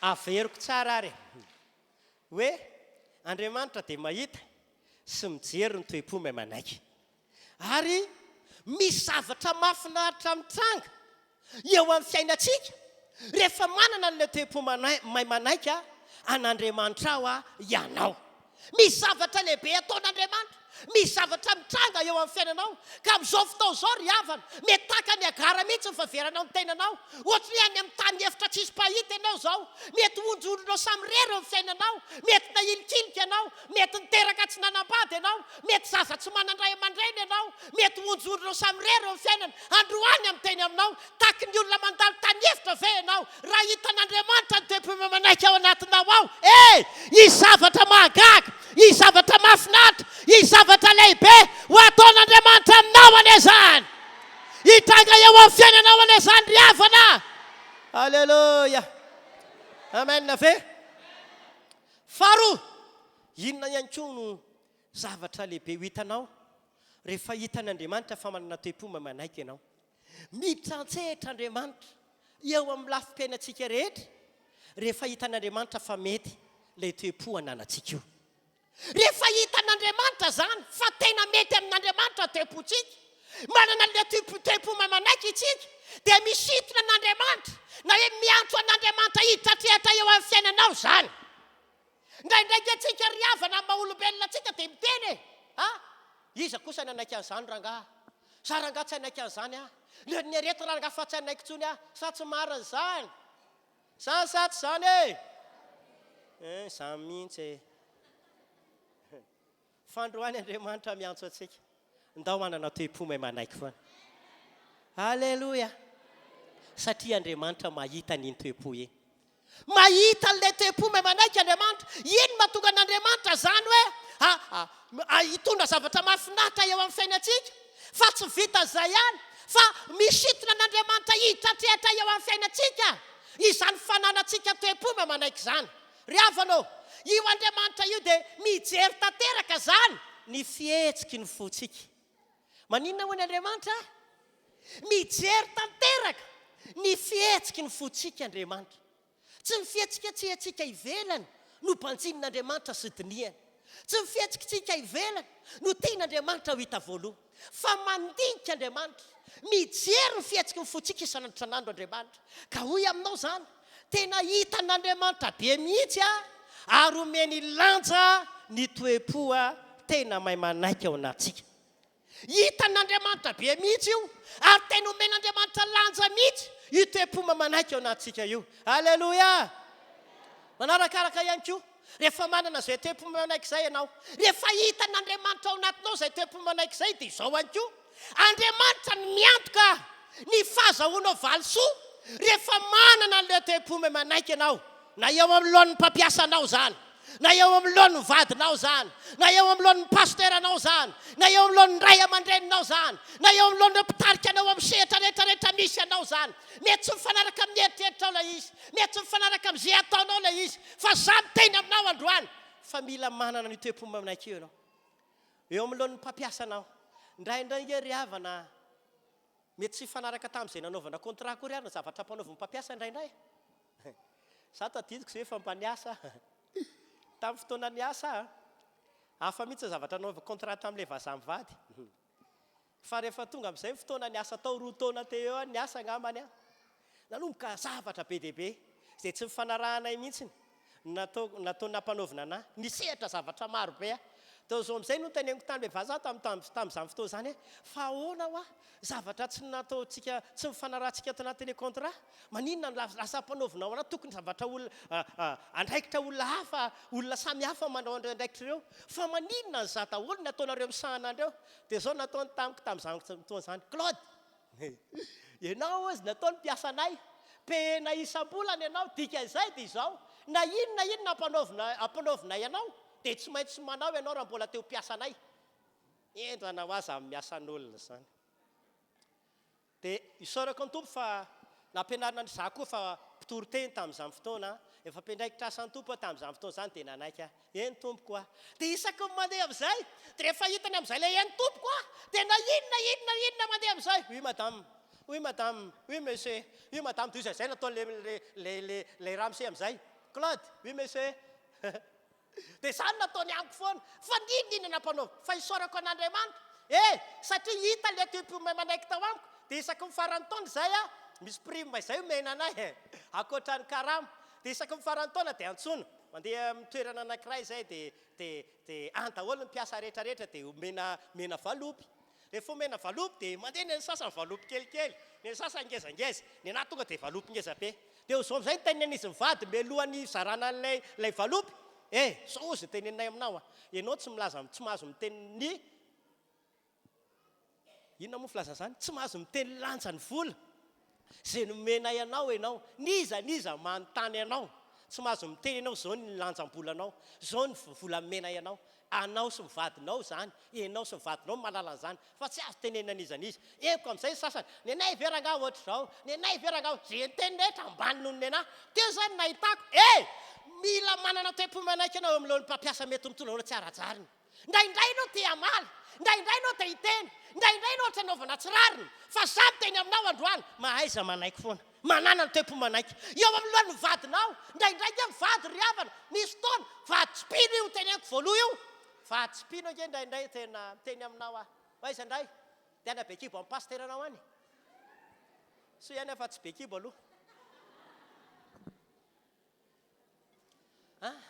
oaiza ndray anaty ampafolo karena ndray nga karaha mako aza mena ampafolony any ozy mihitsy nataon'ilay olona zay voangana nahitako azay voangana zany vao herinandro mahery teo eo zay zao ny tenen'ilay rahalahy hoe za ndray tsy ame rakitra ho an'ny pasteranareo no mizezitra zay koa nge mba afaka mba mikatakata mialatsiny fa zay mihitsy ho fomba fiteniny zay koa afaka mba mikatakata ozy natao fa nga pasteranareo rery ka ahoana namezako za tsy ame rakitra anao ozy nataon'lay lehilahy dia zao teneniko tamin'ilay vehivavy tenenao amin'izany le olona zany fa pasteranay tsy mihinana rakitra na ariary fa ny fiangonana iny ary mbola tsy nikitika zany hatramina pasterana azy hoe satria tsy mihinana zany izahay dia indraindray lay vadinao tsy pino tena manao toetra tsy zaka manao fitonana tsy mendrika manao izay mampalahelo fa za miteny aminao aseho foana manana toe-po manaiky ianao petraha foana hoe za re mpianakaviana ahako za re mpianakaviana natao hikarakara mivadiko ahako natao hikojakoja vady aman-janako aho tsy maninona izay ataony mety hiteny ohatran'ilay vehivavy ndresaka tamiko le pastera tsy eo aminao ny toerana dia ataovy an'izany fa za fotsiny miteny aminao androany aseho le toe-po manaiky eo amin'lohan'ny pasteranao eo amin'lohan'ny mpiandraikitra any ampisampana tsiraray avy any ninina sehatra mety misy anao atao am-piangonana mety tsy voatery hifanaraka amin'ny eritreritra ao ny fitondrana ny fitantanana ny fandaminana fa miantso anao manana toe-po manaiky fa Andriamanitra mijery an'izany misy olona mpanao aleloia sy amen fa ry am'vavady izy mitoko anankitelo sy efatra ndrive dia manaiky an'iny za aloha aky tsy resy lahatra dosiko le anakay za koa nge tsy tehiteny fa nataoko amenina fotsiny sa tsy zany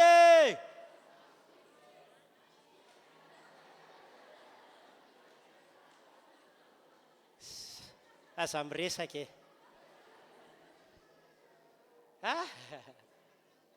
fa zany efa miteny aminao hitanareo ndraindray tsika te hiteny za tsy anaiky an'izany fa matoa misy mpitarika ianao dia baiboly miteny manaiky izay mpitarika anareo zay izy amidika teny malalaka manaiky mpitondra ozy fa midika teny malalaka izy dia manaiky izay mpitarika na zandrinao ara-panahy io na zandrinao amin'ny taona io na zandrinao amin'ny fahaizana io na zandrinao amin'ny zandrinao rehetrarehetra io rehefa manana toe-po manaiky ianao dia zao no teneniko aminao omen'Andriamanitra valisoany ianao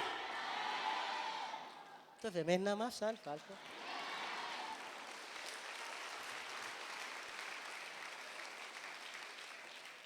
zany hoe ny toe-po manaiky tao anatin'ny agara na tonga an'Andriamanitra namay valisoana azy ataoko tena ngeza zanakanao hiteraka marobe ianao tena hisy taranaka be dia be ao aminao ataoko firenena goavy ny taranaka satria nanana toe-pony nanaiky izy sady nanaiky amin'ny lehibeny izy sady nanaiky an'Andriamanitra ny toe-pony vokatra zany ozy Andriamanitra hoe omeko valisoa ianao ranabavy androany any koa miteny aminao androany raha manana toe-po manaiky ianao eo amin'lohan'ny mpampiasanao eo amin'lohan'ny mivadinao eo amin'lohan'ny pasteranao eo amin'lohan'ny mpitarika anao eo amin'lohan'ny ray aman-dreninao raha manana toe-po manaiky ianao omen'Andriamanitra valisoa lehibe koa ianao alleloia amen eo ambany zao Andriamanitra dia tsy mitsahatra mijery io toe-java-misy izay mahazo ny zanany averiko tsara Andriamanitra dia tsy mitsahatra mijery ny toe-javatra misy izay mahazo ny zanany itsika izany teneniko izany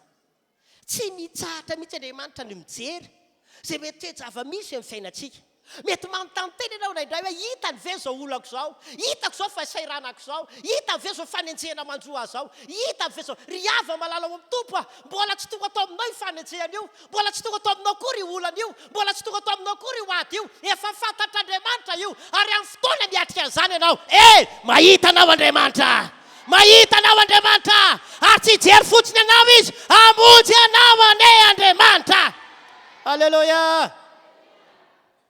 Andriamanitra ry havana dia afaka tena hoe hijery antsika hitsinjo antsika ary hamonjy antsika ihany koa amin'ny fotoana rehetra isika dia tian'Andriamanitra anana fanantenana foana amin'ny ho avy eo amin'ireo toe-javatra misy ireo mijery antsika izy fa miantso antsika izy manana fanantenana ianao aoka ianao velona amin'ny fanantenanao tsy efa itsika vela hijery 9 andininy 140 Andriamanitra dia malala hevitra Andriamanitra ozy dia malala hevitra heverena antsika hevitra hitona fiadanana fa tsy loza mba ninona mba hanana antsika fanantenana amin'ny ho avy na amin'ny farany izany hoe eo amin'lohan'ireo toe-java-misy eo amin'lohan'ilay sedra eo amin'ilay olana eo amin'ilay lalatsarotra diavinao mijery anao Andriamanitra mahita anao Andriamanitra fa hoy aminao androany isika dia tian'Andriamanitra hanana fanantenana foana ny amin'ny ho avy eo amin'ilao zavatra izay atrehantsika izany no izany ry havana raiso famarina zao androany rehefa mijery antsika Andriamanitra na hoe rehefa mahita antsika izy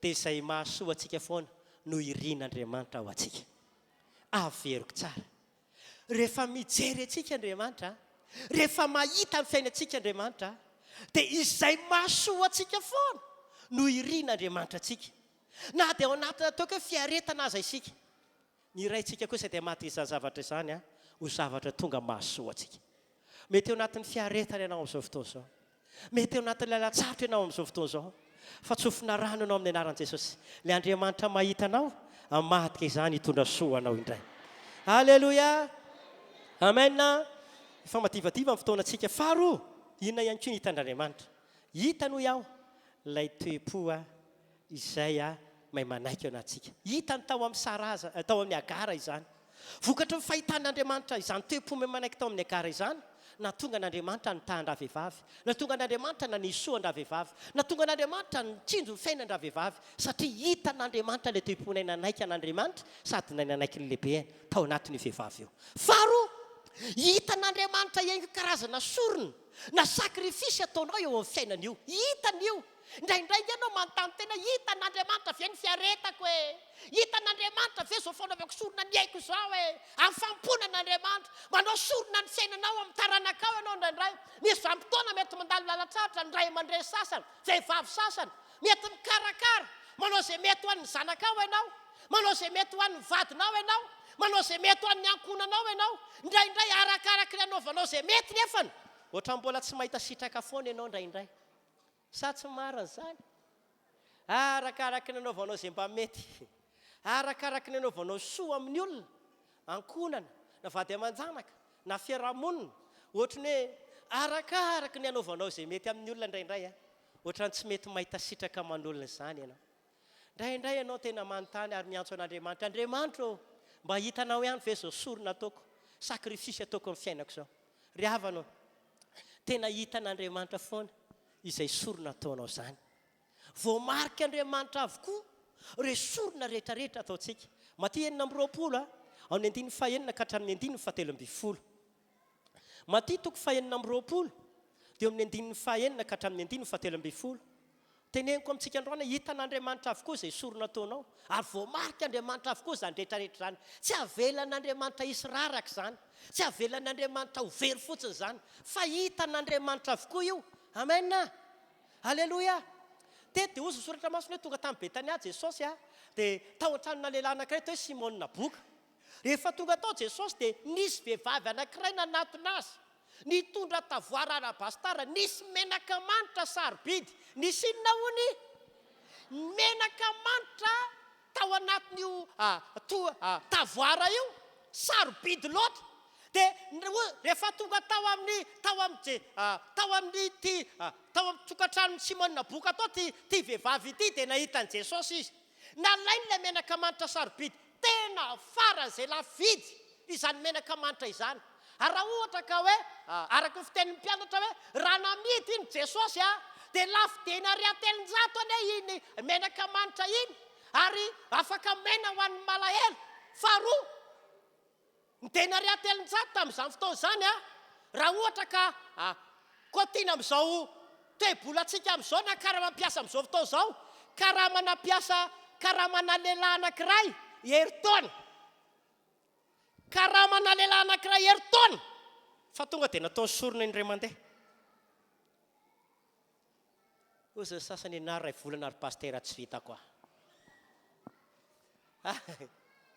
zay na tonga loisy hoe sakrifisy sorona hitan'Andriamanitra ilay izy ny teny daholo ny olona fa mandrinona manao fandaniam-poana ohatr'izao ianao fa mandrinona no anao an'izao ianao ho Jesosy hoe avelao anao an'izao foana ilay vehivavy avelao fa izy malahelo nge mbola iaraka aminareo fa za nge tsy ho eto aminareo fa izao vokatr'ilay sorona lehibe vokatr'ilay sakrifisy nataon'ity vehivavy ity naiza hitoriana amin'ny filazantsara amin'ny fanjakana dia olazaina foana nataon-dra vehivavy eraka izao tontolo izao mba ho tsaroana izay nataony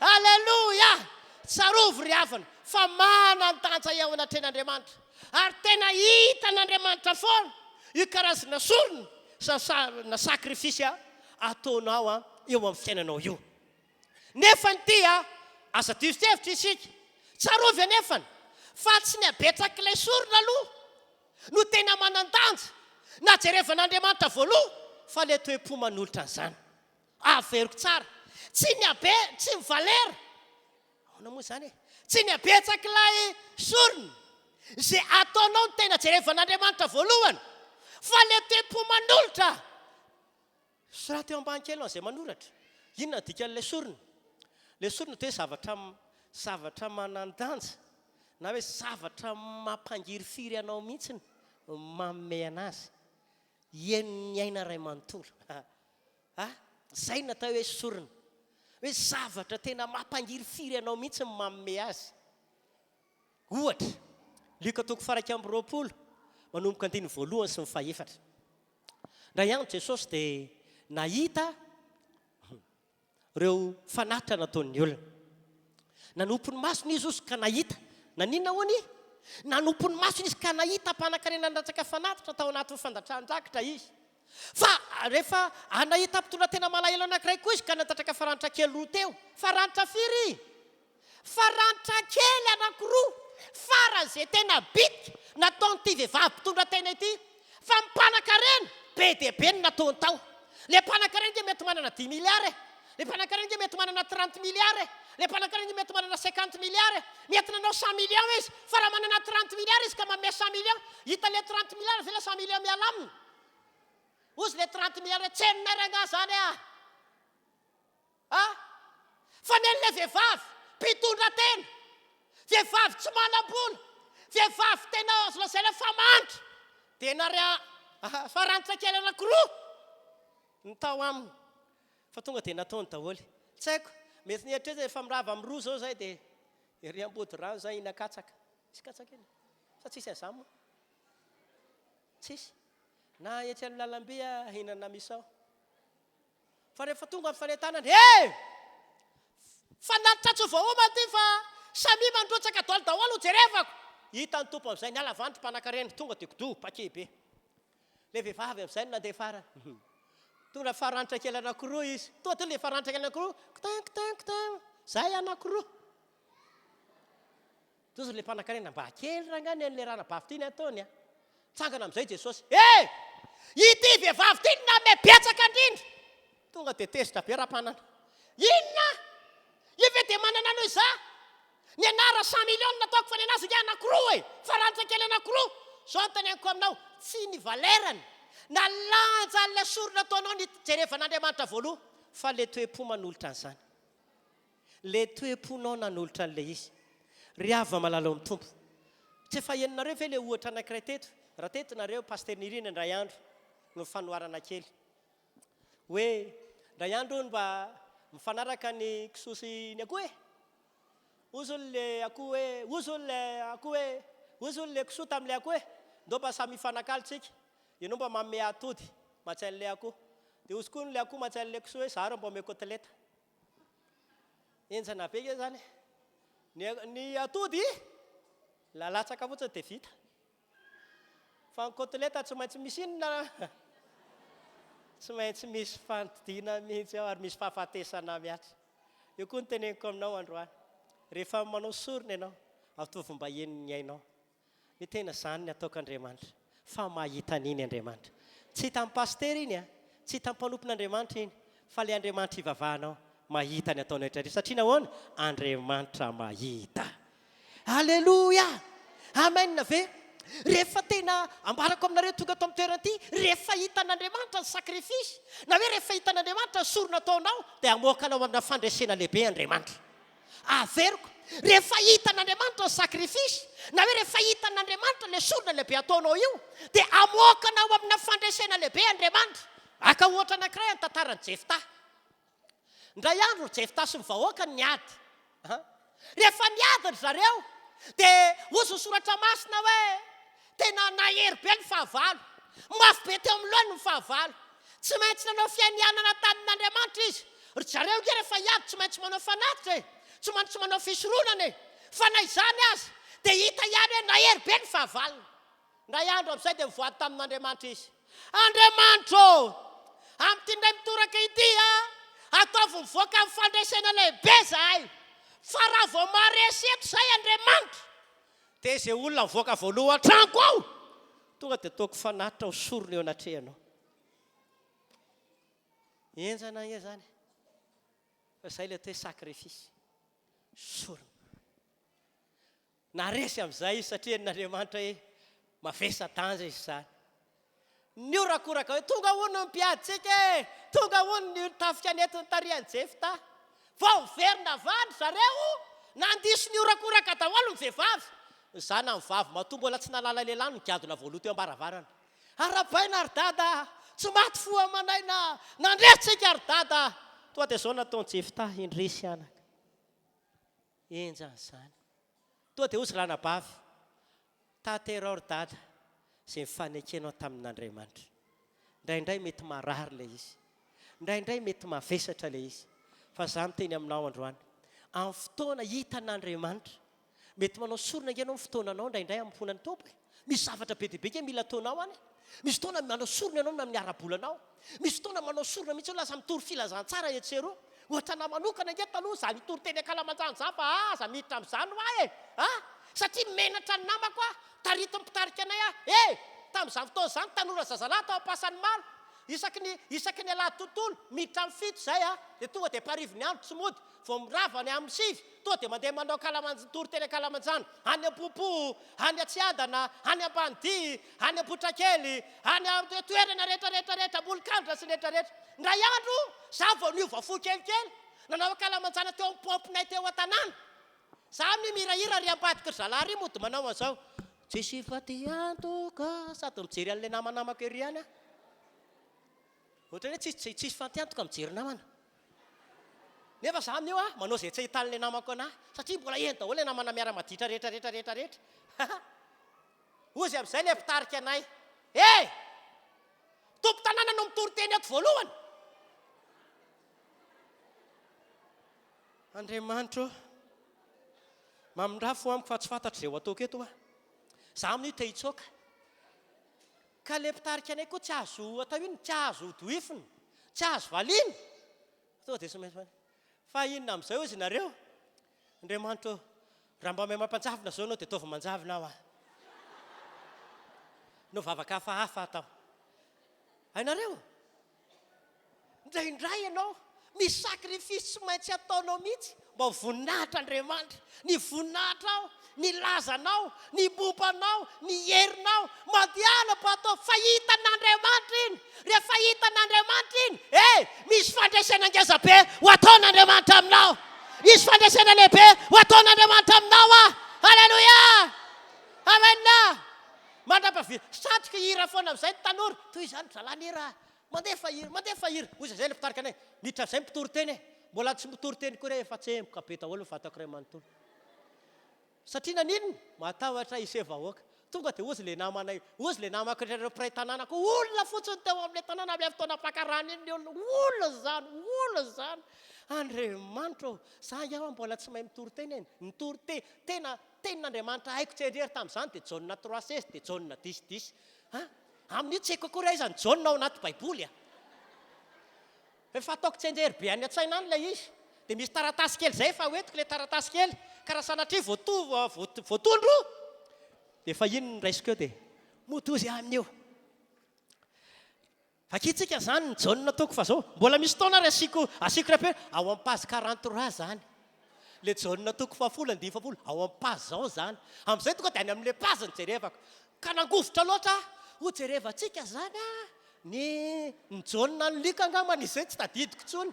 Ny barataka ty za. Iny tatoranga izy ilay mpitarika anay. Iny tatoranga. Andriamanitra, tsy maninona ataoko sorona eto ranga ny lazako a. Ataoko sorona eto ranga ny henatro a. Amin'ny anaran'i Jesosy tsy maninona ranga ataoko ty a. Nitory teny amin'izay. Miorakoraka ny olona amin'io. Lasa pastera le zandrikely maditra tao tanàna. Lasa pastera. Tanekana fa vao vita le tory teny. Nitsoaka be ohatrany tsy teo a lasa ny ody.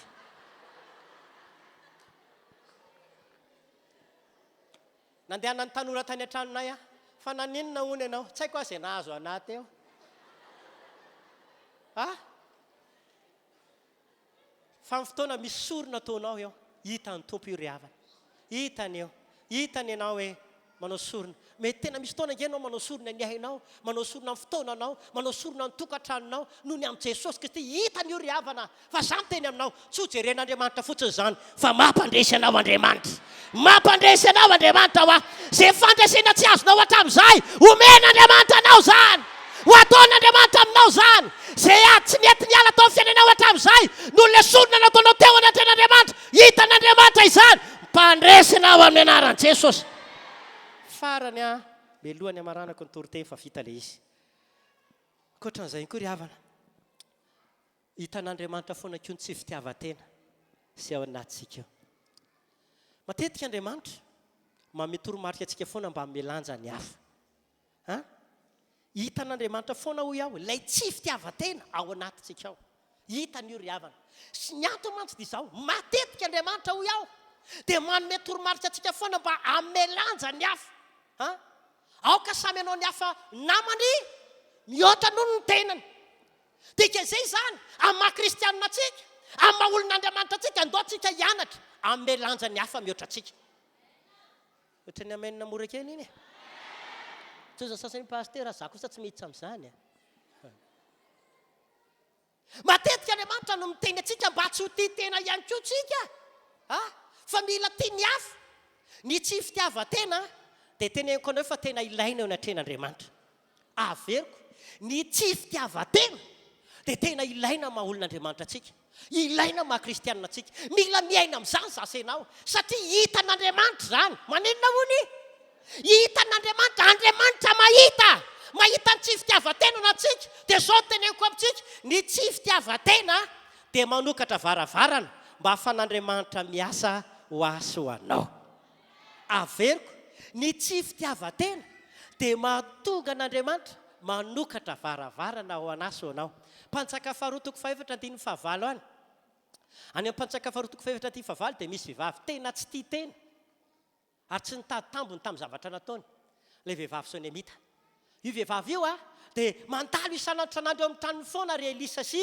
Gehazy dia hanao asan'Andriamanitra izy roa lahy dia mandalo ao foana ka ity vehivavy mpanan-karena ity sady tsy miteraka efa antitra ny vadiny tsy miteraka tsony izy dia indray andro dia niteny tamin'ny Ramsena izy Ramseko andaontsika anamboatra apetraksika amin'ny trano ambony ao le mpanompon'Andriamanitra mandalo eto isan'andro isan'andro asitsika latabatra ao asitsika seza ao asitsika fandriana ao dia mentsika sakafo isaky mandalo ery zareo dia apetraksika ambony eo foana izy tamin'izany fotoana izany ny vehivavy tsy nitady tambiny nanila tambiny sao dia mba mahazo raha omeko andreto ty tena tsy fitiavan-tena ny anazy fa tena hoe fanaovany arak'izay tokony mena lanja ho an'ny olona anankiray ndray andro amin'izay dia hozy Elisa tamin'ny Gehazy ndana ny tany vehivavy eo inona hono ny tokony atao anao fa efa nanao zavatra be dehibe ho anay ianao tonga dia izao ny teny Gehazy taminy hitanao io vehivavy io tsy miteraka ary lehilahy vadiny efa antitra be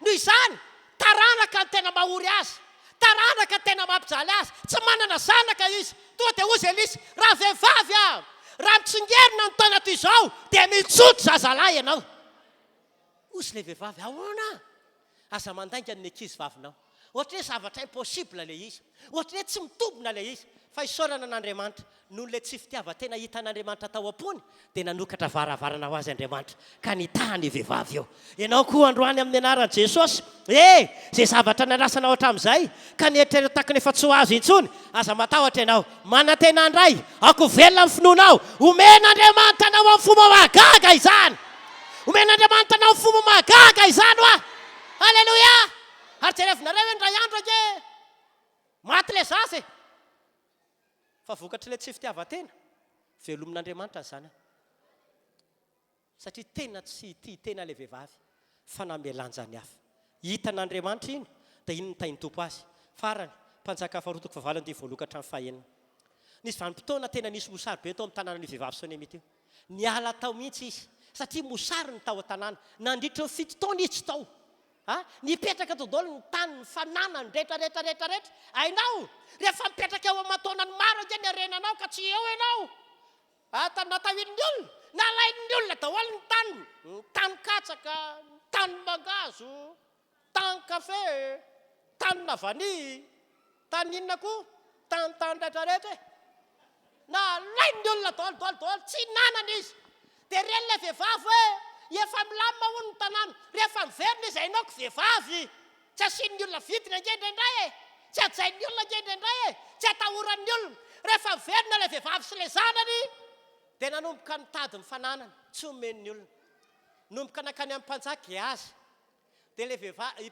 Gehazy mbola nitantarany zavatra nataon'ilay vehivavy io tamin'izy ireo tamin'izany hoe nanampy anay be vehivavy iny na mifananana ao anay izy na nisy soa be anay izy toa dia osy nataon'le mpanjaka taminy zao dia zao avy ireny daholo mifananany vehivavy io dia onery daholo hatramin'ny taona ny lany teto mifananany rehetrarehetra no tahian'Andriamanitra izy nambinin'Andriamanitra noneran'Andriamanitra amin'ny fiainany rehetra satria naninona n'olona tsy fitiavan-tena ry avy malala ny tompo ho faranako ary zao afatra izao androany te hampahirinao mahita ireo zavatra rehetrarehetra ataontsika Andriamanitra dia mahita mety eo anatin'ny fiaretana ianao mety eo anatin'ny ady ianao mety eo anatina rahatra sy olana ianao aza matahotra ianao hijery ianao Andriamanitra androany dia hamonjy ianao izy ho afaka ianao ary ho tain'ny tompo ianao ndao tsika hitsangana hisaotran'Andriamanitra raha eo misaotranao amin'ny anaran'i Jesosy eny amin'izany teninao zany mankasitraka anao satria tena mahita ny fiainanay tokoa ka ianao tsy misy miafina aminao momba anay rehetra mianjandra eo amin'ny fiainanay eo anatria ianao ny fiainanay manontolo dia mianjandra mahita izay ataonay rehetra mahita izay miatra aminay ianao mitenena amin'Andriamanitra ianao misaotra anao Andriamanitra fa mahita ny fiainako ka ianao tsisy miafina aminao izay rehetra momba tena hisaorako ny anaranao masina tena misaoran'Andriamanitra ianao izy lay mijery ianao ny masina dia mitsindro atsika ny masony dia mahita atsika ny masony dia mijery atsika ary androany dia hamonjy atsika rehetra izy hamonjy atsika rehetra izy sotra Jesosy mankasitraka anao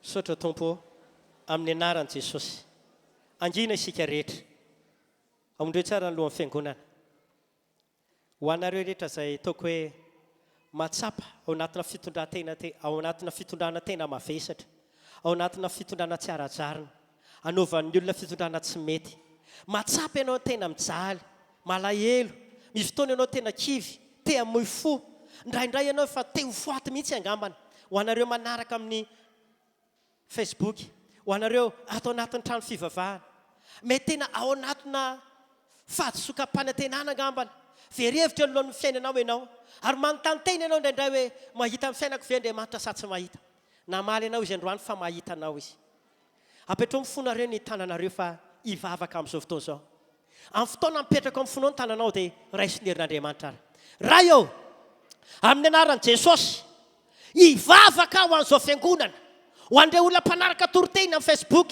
na amin'ny YouTube mamindra fo amin'izy ireny mamindra fo amin'ny olona ato anatin'ny trano fivavahana be dia be Andriamanitra ireo lehilahy ireo vehivavy anaovana fitondrana tsy mety anaovana fitondrana tsy ara-drarina enjehana melohana amin'ny zavatra tsy atao be dia be ireo diso fanantenana be dia be ireo kivy amin'izao fotoana no zavatra midona sy miatra eo amin'ny fiainana Andriamanitra ianao mahita an'izany tsisy miafina aminao zavatra rehetra miandrandra eo anatrianao io fiainana io mamindra fo aminy ianao raiso ny herin'Andriamanitra amin'izao fotoana ary alefaka eny aminao ny herin'Andriamanitra ianao ilay vehivavy tady hamoy fo ianao ilay lehilahy tady ho kivy io raiso ary ny herin'Andriamanitra amin'izao fotoana izao raiso zany amin'ny anaran'i Jesosy rehefa namy famizam-po vakiviny alahelo ireo raha ao anaty rehetra amin'ny anaran'i Jesosy miala izany voanako amin'ny anaran'i Jesosy miala eny amin'ny isa-tokantrano any miala amin'ny isa-batan'olona miala amin'ny olona rehetra ato anatin'ny trano fivavahana amin'ny anaran'i Jesosy raiso ny herin'Andriamanitra amin'izao fotoana raiso ny herin'Andriamanitra izany afaka ianao androany mpandresy ianao androany hamonjy ianao Andriamanitra androany amin'ny anaran'i Jesosy didina ny vesatra ny alahelo vakiviny ny ratra-po miala amin'ny anaran'i Jesosy zany misy vehivavy efa mamoy fo amin'izao fotoana kivy tanteraka malahelo ianao raha vehivavy aza matahotra ianao ho afaka ianao androany misy hery-ongotra hiala ny anatinao any zay misy hery-ongotra ny anatinao any miala fanamam-pahory miala amin'ny anaran'i Jesosy miala ho za miala tsy azo ampaoriana tsony reo olonreo, tsy azo ampaoriana tsony ny olona, vanan-keja rehetra, vanan-keja rehetra. Ianao zay tratra ny fivadiam-pitokisana matetika, mety tratra ny fitonana tsy ara-jariny ataon'ny hafa ianao, voameloka amin'ny zavatra tsy atao taky ny agara foana ianao. Raiso ny fanafana amin'izao fotoana izao, raiso ary ny fanafana. Misy olona eto iongotra ny fanilikiliana tao anatinao, zay iongotra daholo ny fanilikiliana, hiala daholo ilay vesatra sy alahelo, hiala amin'loanao sakana rehetra amin'ny andaran Jesosy. Lasa, lasa, lasa, lasa, miala daholo ny fanamam-pahory.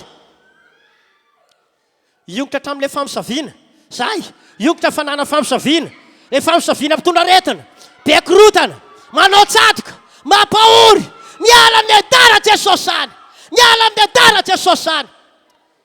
Tahiny izao fiangonana izao, afaka ny olona, afaka ny tany atokantrano, sitrana ny fo maratra rehetra, misy fanantenana indray ho an'ny fiainany, hijery sy tamin'ny fiainana anay Andriamanitra, ary nisy soa izao fiangonana izao. Afaka ny olona amin'ny anaran'i Jesosy, sitrana ny koa izay marary rehetra. Mankasitraka Tompo, amen. Mazahoany toerantsika rehetra ary tompoko. Melohan'ny alaka eto dia andefa filazanana vitsivitsy ny tenako. Filazana voalohany, ilazana isika izay manana zanaka ho tsofina rano mba hanatona madame lala anao pointage. Zay zany filazana voaloha. Filazana faharoa, filazana ho an'ny vehivavy ny finoana. Aza adino ny fotoam-bavaka fanaontsika vehivavy finoana ny sabotsy 9 volana aprily 2024 amin'ny 7 ora maraina ao amin'ny efitrano sekoly alahady misaotra tompoko hoy ny tompony andraikitra. Filazana fahatelo ngezabe, misy fanentanana ao ataon'ny ray aman-dreny pasteur Randriana Evravel Adolphe. Any akeny moa mpanompon'Andriamanitra amin'izao fotoana izao manatrika conférence izy dia isy fanentanana ao ataony atsika ho fandraisantsika azy dia ndao hitehaka mafy isika rehetra ianatrehan'Andriamanitra. Dia samy meny tsara tompoko. Io izy io. Eto Nairobi, Kenya misy anay amin'izao fotoana izao. Tonga eto izay mba hamonjy ny conférence lehibe izay karakarain'ny pasteur sy ny mpianatra mpitarika fiangonana rehetra manerana ny Afrika. Marobe tokoa ny olona tonga eto nahatratra tany amin'ny 3 any ho any. Soran'Andriamanitra fa tsara fampianarana satria fampianarana mikasihany amin'ny afo fanahy masina dia izy ary inona fa hitondra fifohazam-panahy lehibe amina firenena maro ety Afrika. Dia ny filazana petako zany dia izao, raha sitrapon'Andriamanitra dia hanao herinandro maso tsika amin'ny herinandro avy iny. Noho izany dia makataka antsika fiangonana iomana ho tonga daholo miaraka misy masina. Fa fotoana dehibe mihitsy io, fotoana izay hitondrako ny fampianarana, hitondrako an'ilay afo izay nomen'Andriamanitra anay tety Kenya. Dia ny alahady ihany koa zany tsy latsaka zany fa tena fotoana dehibe dia ity manaraka hoe daholo marary rehetra, daholo marary rehetra, samy mifampitoana hitady marary ianareo fa izy fanasitrana magaka ho ataon'ny Andriamanitra amin'ny fotoana io. Zay zany ny afatra aperako amintsika fa dia raha sitrapon'Andriamanitra amin'ny herinandro miona. Ny fotoana no tanterana eto Kenya mantsy dia nanomboka tamin'ny talata dia mifarana amin'ny alahady. Zay sotra tompoko tain'i Jesosy ndao hitehaka antsika rehetra. Zay zany fanentanana sy filazana fa amin'ny ray aman-dreny hitsangana isika marana amin'ny fotoana. Raha eo misaotra anao amin'ny anaran'i Jesosy, tanteraka amin'ny fotoana androany no ny fahasoavanao sy ny fitantananao ary ny fitahinao. Misaotra Tompo Andriamanitra fa tena nampanantenanay ianao fa kainao mahita amin'ny fiainanay foana ary tsy misy miafina aminao izay manjo anay. Tsy misy miafina aminao koa na ny toe-pome manaika, tsisy miafina aminao Andriamanitra ireo sakrifisy ataonay, tsisy miafina aminao koa Andriamanitra ny zavatra rehetrarehetra ataonay. Androany Jesosy tena resy lahatra izay fa misy vidiny aminao ary hitanao daholo kay ireo zavatra rehetrarehetra izay ataonay ireny. Amin'ny anaran'i Jesosy Kristy Tompo, tsofina rano zao fiangonana zao. Ody araka amina herin'Andriamanitra lehibe, iaraka amina fandresena lehibe, iaraka amina vahaolana ngezabe, iaraka amina herin'Andriamanitra mahagaga izay hitondra azy amin'ny fahombiazana sy ny fitahiana. Amin'ny anaran'i Jesosy, ny voninahitra ho an'iray, zanaka sy ny fanahy masina, fiadanana ho an'izao fiangonana izao. Mankasitraka Tompo, amen. Tahin'Andriamanitra amin'ny roa oritsika dia manana mpandropon'Andriamanitra vahiny pastera hery avantiliara izy nitondra ny tenin'andriamanitra eto a amin'ny roa ora manasa antsika rehetra ho avy maro tain'andriamanitra tompoko